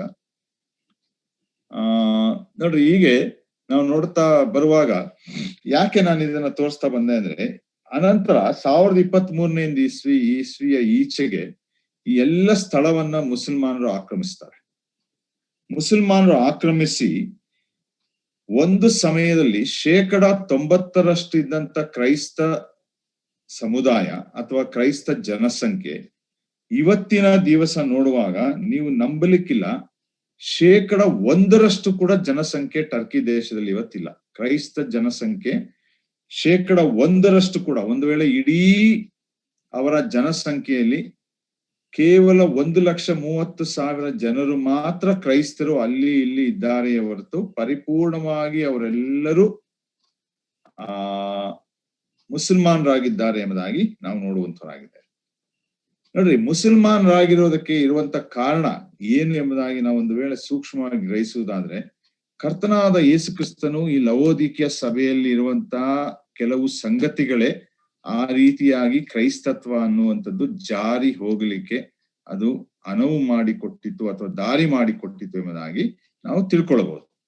ಯಾಕಂದ್ರೆ ಅಲ್ಲಿ ಮೊದಲು ಬಂದಂಥದ್ದೇ, ಅವರ ಮಧ್ಯದಲ್ಲಿ ಬಂದಂತ ಮೊದಲ ದೋಷವೇ ಏನೆಂದರೆ ಸ್ವಸ್ಥ ಬೋಧನೆಯನ್ನ ಕೈ ಬಿಡುವಂತ ಕಾರ್ಯ. ತಣ್ಣಗೂ ಅಲ್ಲ ಬೆಚ್ಚಗೂ ಅಲ್ಲ ಎಂಬುದಾಗಿ ಹೇಳುವಾಗ ಸ್ವಸ್ಥ ಬೋಧನೆಯನ್ನ ಕೈ ಬಿಡುವಂತ ಕಾರ್ಯ ಆ ಕ್ರೈಸ್ತರು ಮಾಡಿದರು ಎಂಬುದಾಗಿ ನಾವು ನೋಡ್ತೇವೆ. ಎರಡನೆಯದಾಗಿ, ಕ್ರೈಸ್ತ ಸಭೆಯೊಳಗೆ ಹಣದ ಮಹತ್ವ ಜಾಸ್ತಿ ಆಗುತ್ತಾ ಬಂತು, ಅಥವಾ ಮನುಷ್ಯನ ಆಳ್ವಿಕೆ ಜಾಸ್ತಿ ಆಗುತ್ತಾ ಬಂತು. ಮನುಷ್ಯರು ಹೇಳಿದಂತೆ ಆ ಸಭೆ ನಡೆಸ್ಕೊಂಡು ಹೋಗುವಂತ ಸಂಗತಿಗಳು ಆ ಸಭೆಯ ಮಧ್ಯದಲ್ಲಿ ಬಂತು ಎಂಬುದಾಗಿ ನಾವು ನೋಡುವಂತರಾಗಿದ್ದೇವೆ. ಅನಂತರ ಕ್ರೈಸ್ತತ್ವದಲ್ಲಿ ಗುಂಪುಗಾರಿಕೆ ಉಂಟಾಗ್ಲಿಕ್ಕೆ ಶುರುವಾಯಿತು, ಪಂಗಡಗಳು ಉಂಟಾಗ್ಲಿಕ್ಕೆ ಶುರುವಾಯಿತು. ಒಂದಕ್ಕೊಂದು ಪಂಗಡ ಹೋರಾಡ್ಲಿಕ್ಕೆ, ಕಾದಾಡ್ಲಿಕ್ಕೆ, ಇವುಗಳನ್ನೆಲ್ಲ ಮಾಡ್ಲಿಕ್ಕೆ ಪ್ರಾರಂಭವಾಯಿತು ಎಂಬುದಾಗಿ ನಾವು ನೋಡುವಂತರಾಗಿದೆ. ಅಂತ ಸಮಯದಲ್ಲಿ ಗಾಜಿ ಆಸ್ಮಾನ್ ಅನ್ನುವಂತ ಒಬ್ಬ ಚಕ್ರವರ್ತಿ, ಅವನು ಕಟ್ಟ ಮುಸಲ್ಮಾನ್ ಆಗಿದ್ದ. ಅವನು ಈ ಜಿಹಾದ್ ಅನ್ನುವಂತ ಸಂಗತಿಗಳನ್ನ ಕೂಡ ಆತನು ಹಿಂಬಾಲಿಸ್ತಿದ್ದಂತ ವ್ಯಕ್ತಿ. ಆ ಸಮಯದಲ್ಲಿ ಆತನು ಸ್ವಲ್ಪ ಪ್ರಮಾಣದಲ್ಲಿ ಕ್ರೈಸ್ತರ ಮೇಲೆ ಹಿಂಸೆ ಕೊಡುವುದನ್ನ ಪ್ರಾರಂಭ ಮಾಡ್ತಾನೆ. ಆನಂತರ ಅವನ ಜೊತೆಯಲ್ಲಿ ಜನರು ಹೆಚ್ಚಾಗಿ ಸೇರಿಕೊಳ್ತಾರೆ. ಮುಂದೆ ಹೋಗುತ್ತಾ ಹೋಗುತ್ತಾ ಹೇಗೆ ಬರ್ತದೆ ಅಂದ್ರೆ, ಅವರು ಮೊದಲು ಟಾರ್ಗೆಟ್ ಮಾಡುವಂಥದ್ದು ಕ್ರೈಸ್ತ ಕುಟುಂಬಗಳಲ್ಲಿರುವಂತ ಸ್ತ್ರೀಯರು ಮತ್ತು ಮಕ್ಕಳ ಮೇಲೆ. ಯಾವಾಗ ಸ್ತ್ರೀಯರನ್ನ ಮತ್ತು ಮಕ್ಕಳನ್ನ ಎಳಕೊಂಡು ಹೋಗಿ ಅತ್ಯಾಚಾರ ಮಾಡಿ ಅವರಿಗೆ ಹಿಂಸೆ ಕೊಟ್ಟು ಆ ರೀತಿಯಲ್ಲಿ ಅವರಿಗೆ ತೊಂದರೆ ಕೊಡ್ಲಿಕ್ಕೆ ಶುರು ಮಾಡ್ತಾರೋ, ಅವಾಗ ಕ್ರೈಸ್ತರು ಏನ್ ಮಾಡ್ತಾರೆ ಅಂದ್ರೆ ಆಟೋಮೆಟಿಕ್ ಆಗಿ ಕ್ರಿಸ್ತನನ್ನ ಬಿಟ್ಟು ಇಸ್ಲಾಂ ದೇಶಕ್ಕೆ ಪರಿವರ್ತನೆಗೊಳ್ಳಿಕ್ಕೆ ಶುರುವಾಗ್ತಾರೆ. ನೋಡ್ರಿ, ಈ ಪರಿವರ್ತನೆಗೊಳ್ಳಿಕ್ಕೆ ಶುರುವಾದಾಗ ಈ ಕ್ರೈಸ್ತತ್ವ ಅನ್ನುವಂಥದ್ದು ಅಲ್ಲಿ ಕ್ರಮೇಣ ಕ್ಷೀಣಿಸ್ತಾ ಹೋಗುವಂತದ್ದಾಗಿ ಇವತ್ತು ಇಡೀ ಟರ್ಕಿ ದೇಶ ಒಂದು ವೇಳೆ ಮುಸಲ್ಮಾನ್ ರಾಷ್ಟ್ರವಾಗಿರುವಂತದ್ದನ್ನ ನಾವು ನೋಡ್ತೇವೆ. ಮುಸಲ್ಮಾನರೇ ಅದನ್ನ ಆಳ್ವಿಕೆಯನ್ನ ಮಾಡುವಂತವರಾಗಿದ್ದಾರೆ. ಮತ್ತೆ ನಾವು ನೋಡಿದಂತ ಈ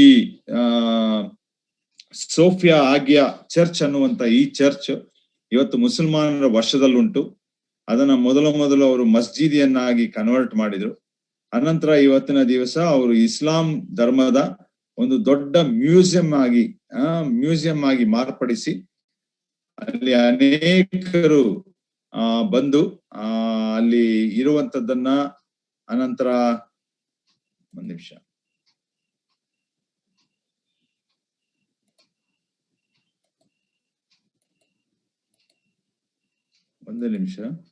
ಓಕೆ, ಅವರು ಆ ರೀತಿಯಾಗಿ ಇರುವಂತದ್ದನ್ನ ಅಥವಾ ಆ ಪ್ರದೇಶವನ್ನ ಅವರು ವಶಕ್ಕೆ ತೆಗೆದುಕೊಂಡು ಇಡೀ ಮುಸಲ್ಮಾನರೇ ಅದನ್ನ ಆಳುತ್ತಿರುವಂತ ಒಂದು ಪರಿಸ್ಥಿತಿ ಬಂದಂತದ್ದಾಗಿದೆ ಎಂಬುದಾಗಿ ನಾವು ನೋಡುವಂತರಾಗಿದ್ದೇವೆ. ಇದಕ್ಕೆ ಕಾರಣ ಒಂದು ವೇಳೆ ಕ್ರೈಸ್ತರೇ ಆಗಿದ್ದಾರೆ ಎಂಬುದಾಗಿ ಕೂಡ ನಾವು ತಿಳ್ಕೊಳ್ಳುವಂತವ್ರು ನಾವು ಆಗಿರಬೇಕು. ಹೀಗೆ ನಾವು ಮುಂದುವರೆತಾ ಹೋಗುವಾಗ 4ನೇ ವಿಷಯಕ್ಕೆ ನಾವು ಬರುವಂತವ್ರು ನಾವು ಆಗಿರೋಣ. 4ನೇ ವಿಷಯ 15 ಮತ್ತು 17ನೇ ವರ್ಷದಲ್ಲಿ ನಾವು ನೋಡುವಂತರಾಗಿದ್ದೇವೆ. ಇಲ್ಲಿ ಕರ್ತನಾದ ಯೇಸು ಕ್ರಿಸ್ತನು ತನ್ನ ಒಂದು ಸಂಗತಿಗಳನ್ನ ಅಥವಾ ತಾನು ಇಷ್ಟಪಡದಂತ ವಿಷಯಗಳನ್ನ ಅಥವಾ ಕನ್ಸರ್ನ್ ಅವನಿಗಿರುವಂತ ಒಂದು ಭಾರವನ್ನ ಆ ಸಭೆಯ ಕುರಿತು ಆತನು ಹೇಳುವಂತವನಾಗಿದ್ದಾನೆ. 15ರಿಂದ 17 ವರ್ಷಗಳನ್ನ ನಾನು ನಿಮಗಾಗಿ ಓದ್ಕೊಳ್ತೇನೆ. ನಿನ್ನ ಕೃತ್ಯಗಳನ್ನ ಬಲ್ಲೆನು, ನೀನು ತಣ್ಣಗೂ ಅಲ್ಲ ಬೆಚ್ಚಗೂ ಅಲ್ಲ. ನೀನು ತಣ್ಣಗಾಗಲಿ ಬೆಚ್ಚಗಾಗಲಿ ಇದ್ದರೆ ಒಳ್ಳೆಯದಾಗಿತ್ತು. ನೀನು ಬೆಚ್ಚಗೂ ಇಲ್ಲದೆ ತಣ್ಣಗೂ ಇಲ್ಲದೆ ಉಗುರು ಬೆಚ್ಚಗಿರುವುದರಿಂದ ನಿನ್ನನ್ನು ನನ್ನ ಬಾಯೊಳಗಿಂದ ಕಾರುವೆನು. ನೀನು ನಿನ್ನ ವಿಷಯದಲ್ಲಿ ನಾನು ಐಶ್ವರ್ಯವಂತನು, ಸಂಪನ್ನನು, ಒಂದರಲ್ಲಿಯೂ ಕೊರತೆ ಇಲ್ಲದವನು ಎಂದು ಹೇಳಿಕೊಳ್ಳುತ್ತಿ. ಆದ್ರೆ ನೀನು ಕೇವಲ ದುರವಸ್ಥೆಯಲ್ಲಿ ಬಿದ್ದಿರುವಂತವನು, ದೌರ್ಭಾಗ್ಯನು, ದರಿದ್ರನು, ಕುರುಡನು, ಬಟ್ಟೆ ಇಲ್ಲದವನು ಆಗಿರುವುದನ್ನ ತಿಳಿಯದೇ ಇದ್ದಿ ಎಂಬುದಾಗಿ ಕರ್ತನಾದ ಯೇಸು ಕ್ರಿಸ್ತನು ಹೇಳುವಂತವನಾಗಿದ್ದಾನೆ. ಪ್ರಿಯರೇ, ನಾವು ಇದನ್ನ ಒಂದೊಂದಾಗಿ ಕುರಿತು ಕೆಲವು ವಿಷಯಗಳನ್ನ ನಾವು ಆಲೋಚನೆ ಮಾಡುತ್ತಾ ನಮ್ಮ ಸಭೆಯ ಸಂಗತಿಗಳಿಗೂ ಕೂಡ ಅನ್ವಯಿಸಿಕೊಳ್ಳುತ್ತಾ ಹೋಗುವಂತವ್ರು ನಾವು ಆಗಿರೋಣ. ನಾವಿಲ್ಲಿ ತಿಳ್ಕೊಳ್ಳುವಂತ ಒಂದು ಸಂಗತಿ ಏನಂದ್ರೆ, ನೋಡ್ರಿ, ಈ ಸಭೆಗೆ ಕರ್ತನಾದ ಯೇಸು ಕ್ರಿಸ್ತನು ಹೊಗಳುವಂತ ಯಾವ ಮಾತುಗಳನ್ನು ಕೂಡ ನಾವು ಕಾಣುವುದಿಲ್ಲ. There is no commendation from Christ. ಕರ್ತನಾದ ಯೇಸು ಕ್ರಿಸ್ತನು ಯಾವ ವಿಚಾರದಲ್ಲಿಯೂ ಕೂಡ ಲವೋದಿಕೀಯ ಸಭೆಯನ್ನ ಹೊಗಳುತ್ತಾ ಇಲ್ಲ. ನಾವು ನೋಡ್ತಾ ಬಂದ ಹಾಗೆ ಲವೋದಿಕೀಯ ಸಭೆ ಇವತ್ತಿನ ಕಾಲಮಾನದಲ್ಲಿರುವಂತಹ ಸಭೆಗಳಿಗೆ ಸೂಚಿತವಾದಂತ ಸಭೆ ಆಗಿದೆ. ಅಂತ ಸಭೆಯಾಗಿ ಜೀವಿಸುತ್ತಿರುವಂತ ನಾವು ಕರ್ತನಾದ ಯೇಸು ಕ್ರಿಸ್ತನಿಂದ ಹೊಗಳಿಕೆಯನ್ನ ಪಡಕೊಳ್ಳುವಂತವರಾಗಿ ಜೀವಿಸ್ತಾ ಇದ್ದೇವೆಯೋ ಇಲ್ಲ ಕರ್ತನಾದ ಯೇಸು ಕ್ರಿಸ್ತನು ನೇರವಾಗಿ ನಮ್ಮನ್ನ ಎಚ್ಚರಿಸುತ್ತಾ ಗದರಿಸುತ್ತಾ ಹೋಗುತ್ತಿರುವಂತವನಾಗಿದ್ದಾನೆಯಾ ಎಂಬುದಾಗಿ ನಾವು ಆಲೋಚನೆ ಮಾಡಿಕೊಳ್ಳುವಂತವರು ನಾವು ಆಗಿರ್ಬೇಕು. ಈ ಸಭೆಯ ಕುರಿತು ಕರ್ತನಾದ ಯೇಸು ಕ್ರಿಸ್ತನು ಕಂಪ್ಲೇಂಟ್ ಮಾಡುವಾಗ ನಿಜವಾಗ್ಲೂ ಕೂಡ ಅದು ಬಹಳ ದಿಗ್ಭ್ರಮೆಯನ್ನ ಹುಟ್ಟಿಸುವಂತ ಅನೇಕ ಸಂಗತಿಗಳನ್ನ ಒಳಗೊಂಡಂತದ್ದಾಗಿದೆ ಎಂಬುದಾಗಿ ನಾವು ಇಲ್ಲಿ ನೋಡುವಂತವರು ನಾವಾಗಿದ್ದೇವೆ. ಇಲ್ಲಿ ಈ ಸಭೆ ಮಾಡಿರುವಂತ ಒಂದು ಸಂಗತಿ ಏನಂದ್ರೆ, ಅವರು ಕ್ರಿಸ್ತನ ಎಲ್ಲಾ ವಿಷಯಗಳನ್ನ ಅವರು ಬರೀ ಒಂದು ಲೆಕ್ಕಕ್ಕೆ ಆಟಕ್ಕೆ ಇಟ್ಕೊಂಡಿದ್ದಾರೆ ಹೊರತು ಲೆಕ್ಕಕ್ಕಿಲ್ಲ. ನಾವು ಮಕ್ಕಳಿಗೆ ಹೇಳ್ತೇವೆ, ನೀನು ಆಟಕ್ಕಿದೆಯಪ್ಪ, ಅದು ಲೆಕ್ಕಕ್ಕಿಲ್ಲ ಎಂಬುದಾಗ ಆ ರೀತಿಯಾಗಿ they have taken it for granted. ಆ ವಿಷಯಗಳಲ್ಲಿ ಅವರು ಆ ರಕ್ಷಣೆ ಎಂಬುವಂತ ವಿಷಯವನ್ನ ಅವರು ಬಹಳ ಕೇವಲ ತಾತ್ಸಾರಿಕವಾಗಿ ಅವರು ತೆಗೆದುಕೊಂಡಂತವರಾಗಿ ಜೀವಿಸ್ತಾ ಇದ್ದಾರೆ ಎಂಬುದಾಗಿ ನಾವು ತಿಳ್ಕೊಳ್ಬಹುದು. ಅನಂತರ ರಕ್ಷಣೆಯ ಫಲ ಅವರ ಜೀವಿತದಲ್ಲಿ ಕಾಣುತ್ತಾ ಇಲ್ಲ ಎಂಬುದಾಗಿ ಕೂಡ ನಾವು ತಿಳ್ಕೊಳ್ಳಿಕ್ಕೆ ಸಾಧ್ಯತೆಯನ್ನ ಉಂಟು ಮಾಡುವಂಥದ್ದು ಅದಾಗಿದೆ.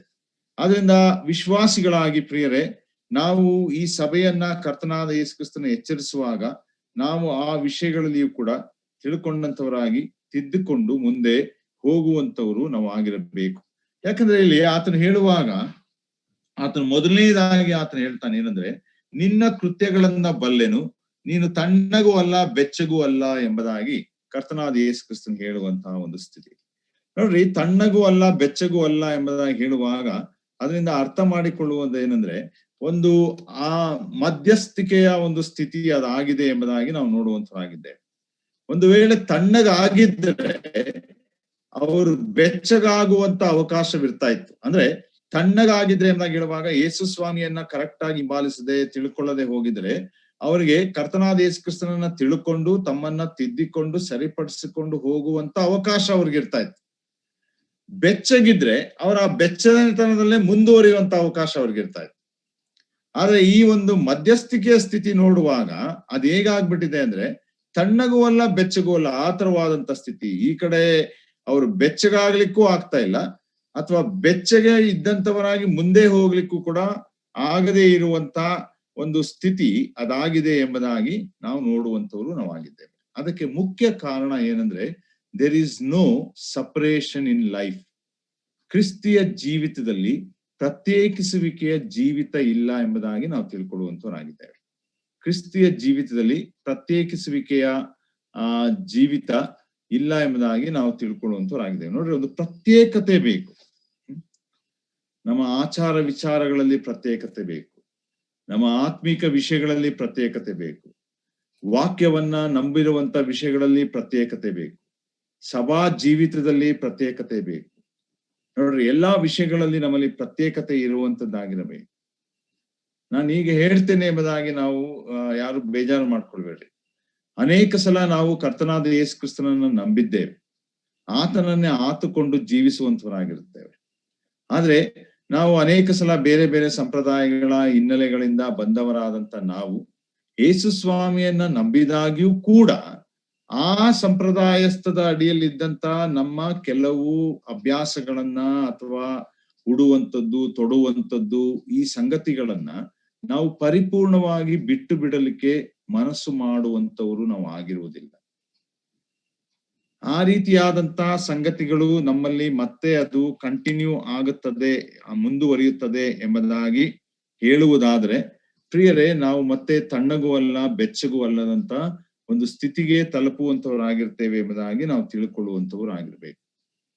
ಈ ಕುರಿತೇ ಪೌಲನು ಮೊದಲನೇ ಕೊರಿಂಥ ಪತ್ರಿಕೆಯಲ್ಲಿ 2ನೇ ಅಧ್ಯಾಯ ಮತ್ತು 1ನೇ ಅಧ್ಯಾಯ 3ನೇ ಅಧ್ಯಾಯದಲ್ಲಿ ಆತನು ಬರೆಯುತ್ತಾ ಹೋಗ್ತಾನೆ. ಏನಂದ್ರೆ ಈ ಲೋಕದ ಮೇಲೆ 3 ತರವಾದಂತ ಜನರಿದ್ದಾರೆ. ಒಂದ್ ವೇಳೆ ನಮ್ಗೆ ಇದೆಲ್ಲ ಗೊತ್ತುಂಟು, ಆದ್ರೂ ಕೂಡ ನಾನು ನಿಮ್ಗೆ ಈ ಸಭೆಯ ವಿಷಯದಲ್ಲಿ ಹೇಳ್ತಾ ಹೋಗ್ತೇನೆ. 3 ತರವಾದಂತ ಜನರಿದ್ದಾರೆ. ಯಾರು ಎಂಬುದಾಗಿ ನಾವು ನೋಡುವಾಗ, ಒಂದು ಪ್ರಾಪಂಚಿಕರು, ಒಂದು ಸ್ವಾಭಾವಿಕರು ಅಥವಾ ಸೃಷ್ಟಿಗೆ ನ್ಯಾಚುರಲ್ ಮ್ಯಾನ್ ಸ್ವಭಾವ ಇರುವಂತ ಸ್ವಾಭಾವಿಕವಾಗಿರುವಂತ ಮನುಷ್ಯರು, ಇನ್ನೊಂದು ಪ್ರಾಕೃತಿಕ ಮನುಷ್ಯ, ಇನ್ನೊಂದು ಪ್ರಾಪಂಚಿಕ ಮನುಷ್ಯ, ಕಾರ್ನಲ್ ಕ್ರಿಶ್ಚಿಯನ್ ಎಂಬುದಾಗಿ ಪ್ರಾಪಂಚಿಕರು, ಇನ್ನೊಂದು ಆತ್ಮಿಕರು ಎಂಬುದಾಗಿ ನಾವು ನೋಡುವಂತರಾಗಿದ್ದೇವೆ. ಅದನ್ನ ಪೌಲನು 2ನೇ ಅಧ್ಯಾಯದಲ್ಲಿ ವಿಶೇಷವಾದ ರೀತಿಯಲ್ಲಿ ತಿಳಿಸ್ತಾ ಬರುವಂತವನು ಆಗಿದ್ದಾನೆ. ಪ್ರಿಯರೇ, ನೋಡ್ರಿ, ನ್ಯಾಚುರಲ್ ಮ್ಯಾನ್ ಅಂದ್ರೆ ಪ್ರಾಕೃತಿಕವಾಗಿರುವಂತ ಮನುಷ್ಯ ಆತ್ಮೀಕವಾದಂತ ಸತ್ಯತೆಗಳನ್ನ ತಿಳ್ಕೊಂಡಿಲ್ಲ. ಸೊ ಅವನನ್ನ ನಾವು ಆತ್ಮಿಕವಾದಂತ ಸತ್ಯತೆಗೆ ಕರಕೊಂಡು ಬರ್ಲಿಕ್ಕೆ ಸಾಧ್ಯತೆಗಳಿರ್ತದೆ. ಆತ್ಮೀಕವಾದಂತ ಮನುಷ್ಯ ಆತ್ಮೀಕವಾದಂತ ಸತ್ಯತೆಗಳನ್ನ ತಿಳ್ಕೊಂಡಿರ್ತಾನೆ, ಆತ್ಮಿಕವಾಗಿ ಜೀವಿಸ್ತಾ ಇರ್ತಾನೆ. ಆದ್ರೆ ಈ ಮಧ್ಯದಲ್ಲಿರುವಂತ ಮನುಷ್ಯರು ಪ್ರಾಪಂಚಿಕತೆ ಅನ್ನುವಂಥವ್ರು, ಯೇಸು ಸ್ವಾಮಿಯನ್ನ ನಂಬಿದ್ದೇವೆ ಎಂಬುದಾಗಿ ಹೇಳುವಂತವರು ಪ್ರಾಪಂಚಿಕರಾಗಿ ಜೀವಿಸುವಂಥದ್ದು. ಅದೇ ತಣ್ಣಗೂ ಅಲ್ಲ ಬೆಚ್ಚಗೂ ಅಲ್ಲದೆ ಇರುವಂತ ಒಂದು ಸ್ಥಿತಿ ಎಂಬುದಾಗಿ ನಾವು ತಿಳ್ಕೊಳ್ಳುವಂತರಾಗಿದ್ದೇವೆ.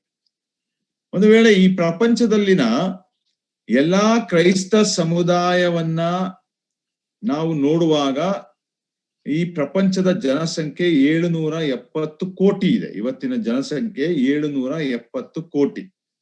ಅದರಲ್ಲಿ 240 ಕೋಟಿ ಅತಿ ಹೆಚ್ಚು ಕ್ರೈಸ್ತರಿದ್ದಾರೆ. 240 ಕೋಟಿ ಜನಸಂಖ್ಯೆ ಕ್ರೈಸ್ತರದಾಗಿದೆ. ಅಂದ್ರೆ 31% ಅಷ್ಟು ಕ್ರೈಸ್ತರು ಈ ಲೋಕದ ಮೇಲೆ ಇದ್ದಾರೆ. ಎರಡನೇದಾಗಿ ಮುಸಲ್ಮಾನರನ್ನ ತೆಗೆದುಕೊಳ್ಳುವಾಗ 190 ಕೋಟಿ ಇದ್ದಾರೆ. ಅವರ ಜನಸಂಖ್ಯೆ 25% ಆಗ್ತದೆ. ಅಲ್ಲಿ ಪ್ರಪಂಚದ ಜನಸಂಖ್ಯೆ 25%. ಅನಂತರ ಹಿಂದೂಗಳು ಅನ್ನಿಸಿಕೊಳ್ಳುವಂತವ್ರು 120 ಕೋಟಿ ಇದ್ದಾರೆ. ಅವರ ಜನಸಂಖ್ಯೆ 15% ಆಗ್ತದೆ. ಅನಂತರ ಬುದ್ಧಿಸ್ಟ್ಗಳು, ಬೇರೆ ಬೇರೆ ಮತದವರು, ಅವರು ಹಾಗೆ ಈ ಲೋಕದಲ್ಲಿ ಇರುವಂತವ್ರು ಆಗಿದ್ದಾರೆ. ನೋಡ್ರಿ, ಈ ಕ್ರೈಸ್ತ ಸಮುದಾಯದಲ್ಲಿ ನಾವು ಕಲಿಯುತ್ತಾ ನೋಡ್ತಾ ಬರುವಾಗ ತಣ್ಣಗೂ ಅಲ್ಲ ಬೆಚ್ಚಗೂ ಅಲ್ಲ ಅನ್ನುವಂಥವ್ರು 80% ಇದ್ದಾರೆ.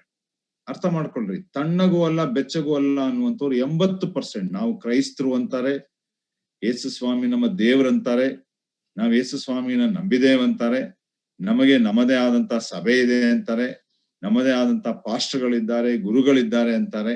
ಆದ್ರೆ ಅವರಲ್ಲಿ 80% ಜನಸಂಖ್ಯೆ ತಣ್ಣಗೂ ಅಲ್ಲ ಬೆಚ್ಚಗೂ ಅಲ್ಲದಂತ ಸ್ಥಿತಿಯಲ್ಲಿ ಇದ್ದಂಥವರಾಗಿದ್ದಾರೆ. 10% ತಣ್ಣಗಿದ್ದಾರೆ, ಅಂದ್ರೆ ಅವರು ಯಾವುದಕ್ಕೂ ಬೇಡ, ಸತ್ತಂತ ಕ್ರೈಸ್ತರು, ಡೆಡ್ ಬಿಲೀವರ್ಸ್, ಡೆಡ್ ಕ್ರಿಶ್ಚಿಯನ್ಸ್ ಎಂಬುದಾಗಿ ಹೇಳ್ತೇವೆ.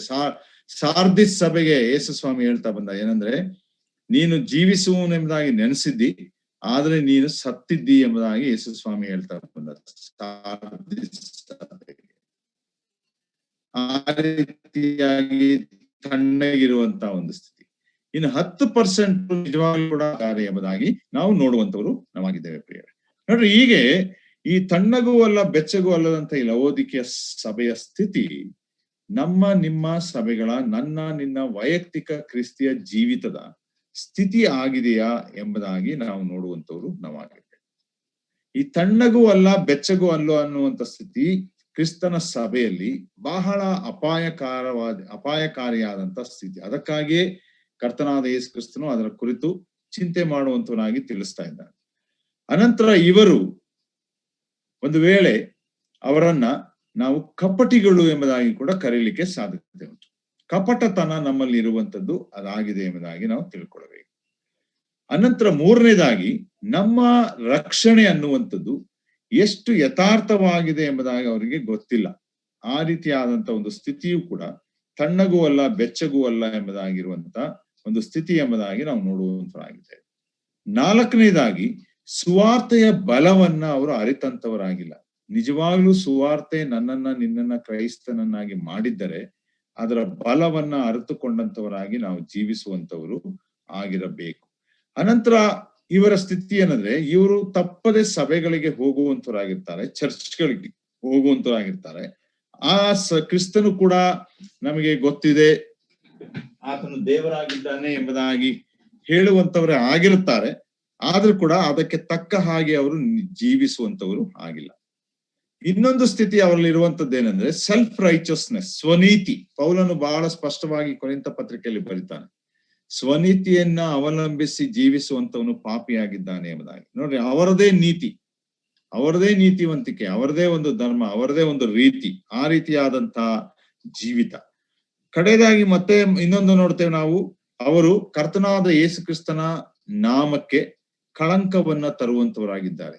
ದೇವರ ವಾಕ್ಯದಲ್ಲಿ ಸ್ಪಷ್ಟವಾಗಿ ನೋಡ್ತೇವೆ, ಅನ್ಯ ಜನಗಳ ಮಧ್ಯದಲ್ಲಿ ಕ್ರಿಸ್ತನ ನಾಮವನ್ನ ದೂಷಣೆಗೆ ಒಳಪಡಿಸುವಂತವರಾಗಿರಬಾರದು. ನಾವು ಬಹಳ ಎಚ್ಚರಿಕೆಯಿಂದ ಜೀವಿಸುವಂತವರು ಆಗಿರಬೇಕು ಎಂಬುದಾಗಿ ನಾವು ನೋಡುವಂತವರಾಗಿದ್ದೇವೆ.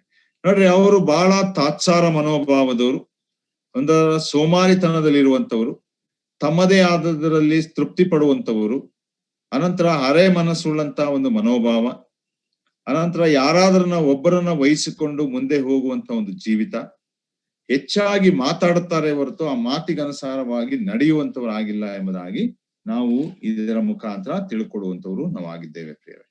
ನೋಡ್ರಿ, ಈ ಎಲ್ಲಾ ಗುಣಗಳು, ಹೀಗೆ ಈ ವಿಷಯಗಳನ್ನ ನೋಡ್ತಾ ಹೋಗುವಾಗ ಅನೇಕ ಕಾರಣಗಳು, ಉದಾಹರಣೆಗಳು ಅಥವಾ ಅನೇಕ ಕಾರಣಗಳನ್ನ ನಾವು ನೋಡುವಂತವರಾಗಿದ್ದೇವೆ. ಆದ್ರಿಂದ ಈ ಸಂಗತಿಗಳನ್ನ ನಾವು ನಮ್ಮ ಸಭೆಗಳಿಗೂ ನಮ್ಮ ಜೀವಿತಕ್ಕೂ ಅನ್ವಯಿಸಿ ಆ ರೀತಿ ತಣ್ಣಗೂ ಅಲ್ಲ ಬೆಚ್ಚಗೂ ಅಲ್ಲದಂತ ಸ್ಥಿತಿಯಲ್ಲಿ ನಾವಿದ್ದೇವೆಯಾ, ನಾವು ನಮ್ಮನ್ನ ಪರೀಕ್ಷಿಸಿಕೊಳ್ಳುವಂತವ್ರು ಆಗಿರ್ಬೇಕು. ಯಾಕಂದ್ರೆ ತಣ್ಣಗೂ ಅಲ್ಲ ಬೆಚ್ಚಗೂ ಅಲ್ಲದಂತ ಸಭೆ ಅದು ದೇವರ ಕ್ರಿಸ್ತನಿಗೆ ಅದು ಕೇವಲ ಅರ್ಧದಷ್ಟು ಮಾತ್ರ ವಿಧೇಯರಾಗಿರ್ತದೆ ಎಂಬುದಾಗಿ ನಾವು ತಿಳ್ಕೊಳ್ಬಹುದು. ಅನಂತರ ದೇವರ ಸ್ವಾರ್ಥೆಯನ್ನ ಸಾರುವುದರಲ್ಲಿ ಪರಿಪೂರ್ಣವಾದ ಆಸಕ್ತಿ ಇಲ್ಲದೆ ಇರುವಂತವರಾಗಿದ್ದಾರೆ ಎಂಬುದಾಗಿ ನಾವು ತಿಳ್ಕೊಳ್ಬಹುದು. ನಾವು ಪ್ರಾರಂಭದಲ್ಲಿ ಹೇಳ್ತಾ ಬಂದೆ, ನಮ್ಮ ಯವನಸ್ಥರು ಎಷ್ಟರ ಮಟ್ಟಿಗೆ ಸ್ವಾರ್ಥೆಯನ್ನ ಸಾರುವುದರಲ್ಲಿ ಆಸಕ್ತರಾಗಿದ್ದಾರೆ, ಇದನ್ನ ನಾವು ನೋಡುವಂತವ್ರು ನಾವು ಆಗಿರ್ಬೇಕು ಪ್ರಿಯರೇ. ದೇವರ ವಾಕ್ಯದ ಬೋಧನೆಗೆ ಒಂದು ಸರಿಯಾದಂತ ಮನ್ನಣೆ ಕೊಡದೆ ಇರುವಂತವ್ರು ಅಥವಾ ಅದನ್ನ ರೂಢಿಯಾಗಿ ಮಾಡದೇ ಇರುವಂತವ್ರು ಕೂಡ ಆಗಿದ್ದಾರೆ ಎಂಬುದಾಗಿ ನಾವು ತಿಳ್ಕೊಳ್ಬಹುದು. ಅನಂತರ ದೇವರ ಸುವಾರ್ತೆಯನ್ನ ಸಾರದೆ ಇರುವಂತವರಾಗಿದ್ದಾರೆ. ಅನಂತರ ದೇವರ ಬಲ ಶಕ್ತಿಯನ್ನ ಆಧಾರ ಮಾಡಿಕೊಳ್ಳದೆ ಇರುವಂತವರು, ತಮ್ಮದೇ ಆದಂತ ಸಂಪತ್ತು, ಹಣ, ಇದರಗಳ ಮೇಲೆ ಆಧಾರ ಮಾಡಿಕೊಂಡಂತವರಾಗಿದ್ದಾರೆ. ಅನೇಕ ಚಟುವಟಿಕೆಗಳನ್ನ, ಕಾರ್ಯಕ್ರಮಗಳನ್ನ ವರ್ಷದಲ್ಲಿ ಬಹಳ ಸಮಯಬದ್ಧವಾಗಿ ತಕ್ಕ ಸಮಯಕ್ಕೆ ನಡೆಸ್ತಾರೆ.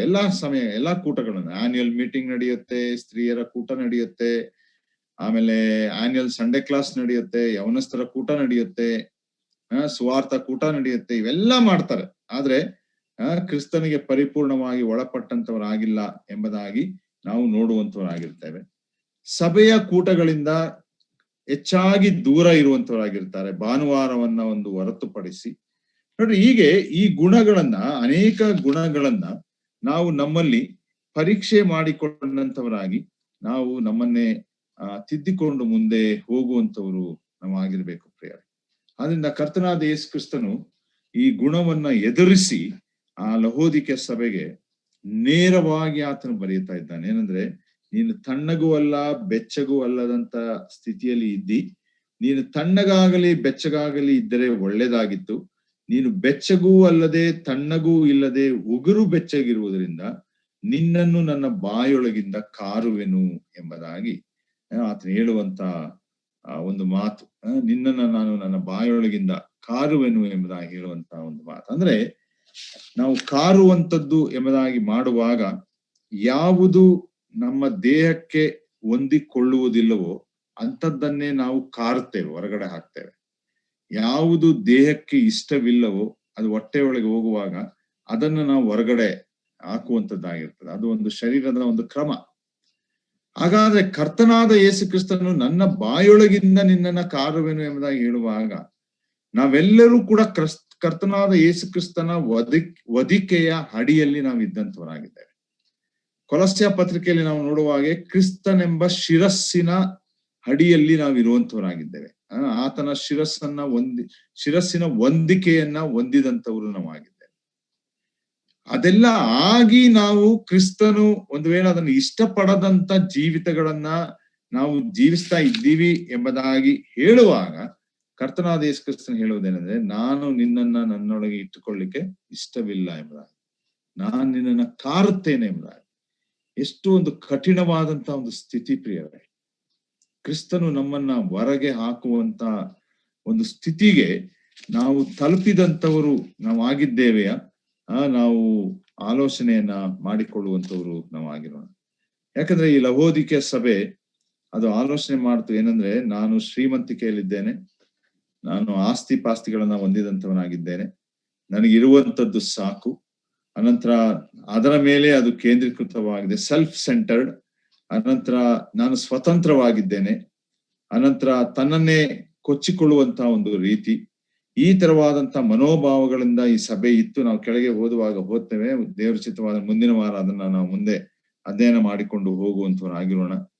ಆದ್ರಿಂದ ಇಂಥ ಒಂದು ಪರಿಸ್ಥಿತಿಗಳು ನಮ್ಮಲ್ಲಿ ಬರುವಾಗ ಪ್ರಿಯರೇ, ಅದು ಕರ್ತನಾದ ಯೇಸು ಕ್ರಿಸ್ತನು ಇಷ್ಟಪಡದಂತ ಒಂದು ಸ್ಥಿತಿ ಆಗಿದೆ ಎಂಬುದಾಗಿ ನಾವು ತಿಳ್ಕೊಳ್ಳುವಂತವರಾಗಿರೋಣ.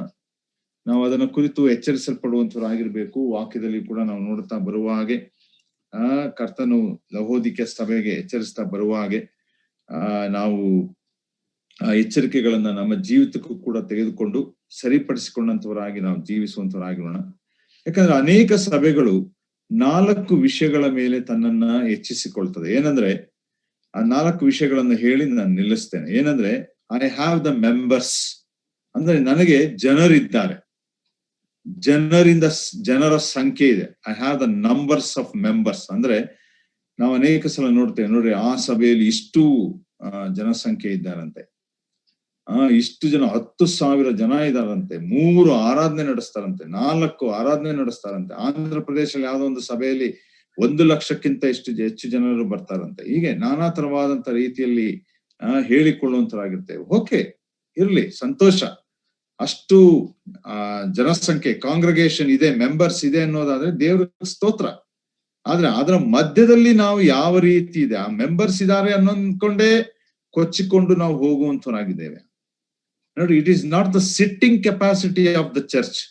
ಸಭೆಯಲ್ಲಿ ಎಷ್ಟು ಜನರು ಕೂರ್ತಾರೆ ಅನ್ನುವಂಥದ್ದು ಮುಖ್ಯ ಅಲ್ಲ. It is the sending capacity of the church. ಸಭೆಯಿಂದ ಎಷ್ಟು ಜನರನ್ನ ನಾವು ಹೊರಗಡೆ ಕಳಿಸಿಕೊಡ್ತೇವೆ ಅನ್ನೋದು ಮುಖ್ಯ. ಸಭೆಯಿಂದ ಎಷ್ಟು ಜನರನ್ನ ಸ್ವಾರ್ಥ ಸೇವೆಗೆ ಕಳಿಸ್ತೇವೆ, ಸಭೆಗಳನ್ನ ಸ್ಥಾಪನೆ ಮಾಡ್ಲಿಕ್ಕೆ ಕಳಿಸ್ತೇವೆ, ಹೊರ ಸ್ಥಳಗಳಿಗೆ ಕಳಿಸ್ತೇವೆ. ಹಾಸನ್ ಸಭೆಯ ಉದಾಹರಣೆಯನ್ನು ತೆಗೆದುಕೊಳ್ಳುವುದಾದ್ರೆ, ವಸಂತ್ ಕುಮಾರ್ ಸಹೋದರಿ ಇರುವಾಗ ಅನೇಕ ಸಭೆಗಳನ್ನು ಅವರು ಸ್ಥಾಪಿಸಿದ್ರು. ಸುತ್ತಮುತ್ತಲು ಗೊರೂರು, ಅರ್ಕಲ್ಗೂಡು, ಬೇಲೂರು, ಹೀಗೆ ಚನ್ನರಾಯಪಟ್ಟಣ, ನಾನಾ ಕಡೆಗಳಲ್ಲಿ, ರಾಮನಾಥ್ಪುರ, ಅಂದ್ರೆ ಬೇರೆ ಸಹೋದರ ಸಹಾಯಗಳಿಂದಲೇ ನೋಡ್ರಿ ಆ ರೀತಿಯಾದಂತ ಚರ್ಚ್ ಪ್ಲಾಂಟಿಂಗ್. ಮೆಂಬರ್ಸ್ ಅನ್ನೋದು ಒಳಗಲ್ಲ ನೋಡ್ರಿ. Church is not A parking lot. ಸಭೆ ಅನ್ನುವಂಥದ್ದು ಏನೋ ಜನರನ್ನು ತುಂಬಿಸ್ಕೊಳಕ್ಕಲ್ಲ ಇರೋದು. It is not the members.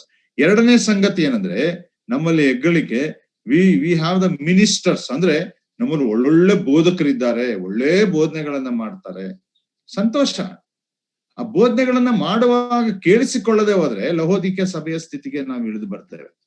ನಮ್ಮಲ್ಲಿ ನಾವು ಮಾಡುವಂತದ್ದೇ ಬೋಧನೆಗಳು ಚೆನ್ನಾಗಿದೆ, ಬೋಧನೆ ಆದ ನಂತರ ಹೋಗ್ತೇವೆ ಸಹೋದರ ಹತ್ರ, ಬ್ರದರ್ ಒಳ್ಳೆ ಮೆಸೇಜ್ ಕೊಟ್ರಿ ಅಂತಾಗ ಹೇಳ್ತೇವೆ. ಆದ್ರೆ ಆ ಒಳ್ಳೆ ಮೆಸೇಜಿನ ಆ ಒಂದು ಒಳ್ಳೆತನವನ್ನ ನಮ್ಮ ಜೀವಿತಕ್ಕೆ ತೆಗೆದುಕೊಂಡು ಕ್ರಿಸ್ತನನ್ನ ಎಷ್ಟು ಮಹಿಮೆ ಪಡಿಸ್ತೇವೆ ಅದನ್ನ ನಾವು ಮರೆತು ಹೋಗುವಂತರಾಗತ್ತೆ. ಅನಂತರ ಮೂರನೇ ಸಂಗತಿ ಮ್ಯಾನೇಜ್ಮೆಂಟ್. ಮ್ಯಾನೇಜ್ಮೆಂಟ್ ಅಂದ್ರೆ ನಾವು ಸಭೆಯನ್ನ ಬಹಳ ಚೆನ್ನಾಗಿ ನಡೆಸ್ತಾ ಇದ್ದೇವೆ, ನಮ್ಮಲ್ಲಿ ಯಾವ ಭಿನ್ನಾಭಿಪ್ರಾಯ ಇಲ್ಲ, ನಮ್ಮಲ್ಲಿ ಯಾವ ತೊಂದರೆಗಳಿಲ್ಲ, ನಮ್ಮಲ್ಲಿ ಸಭೆಯಲ್ಲಿ ಪ್ರೆಸಿಡೆಂಟ್ ಇದ್ದಾರೆ, ಸೆಕ್ರೆಟರಿ ಇದ್ದಾರೆ, ಟ್ರೆಷರರ್ ಇದ್ದಾರೆ, ಇವರೆಲ್ಲ ಚೆನ್ನಾಗಿ ನೋಡ್ಕೋತಾರೆ. ಇದು ಯಾವುದು ದೇವರ ವಾಕ್ಯದ ಕ್ರಮವಲ್ಲ. ಹೋಗೆ ಒಂದ್ ವೇಳೆ ಈ ದೇಶದ ಸರ್ಕಾರದ ರಿಕ್ವೈರ್ಮೆಂಟ್ಗೆ ಅವರು ಅಪೇಕ್ಷಿಸುವಂತ ರೀತಿಗೆ ಕೆಲವು ಸಂಗತಿಗಳನ್ನ ಮಾಡ್ಕೊಳ್ಳೋಣ. ಆದ್ರೆ ಅದು ಸಭೆಯಿಂದ ಹೊರಗಿಟ್ಟು, ಆತ್ಮಿಕ ವಿಷಯದಿಂದ ಹೊರಗಿಟ್ಟು, ಆದ್ರೆ ನಾವು ಅದ್ರ ಮೇಲೆ ಎಚ್ಚರಿಕೆ ಪಡ್ಕೊಳ್ತೇವೆ. ಮೆಂಬರ್ಸ್ ಇದ್ದಾರೆ, ಮಿನಿಸ್ಟರ್ಸ್ ಇದ್ದಾರೆ, ಮ್ಯಾನೇಜ್ಮೆಂಟ್ ಇದೆ.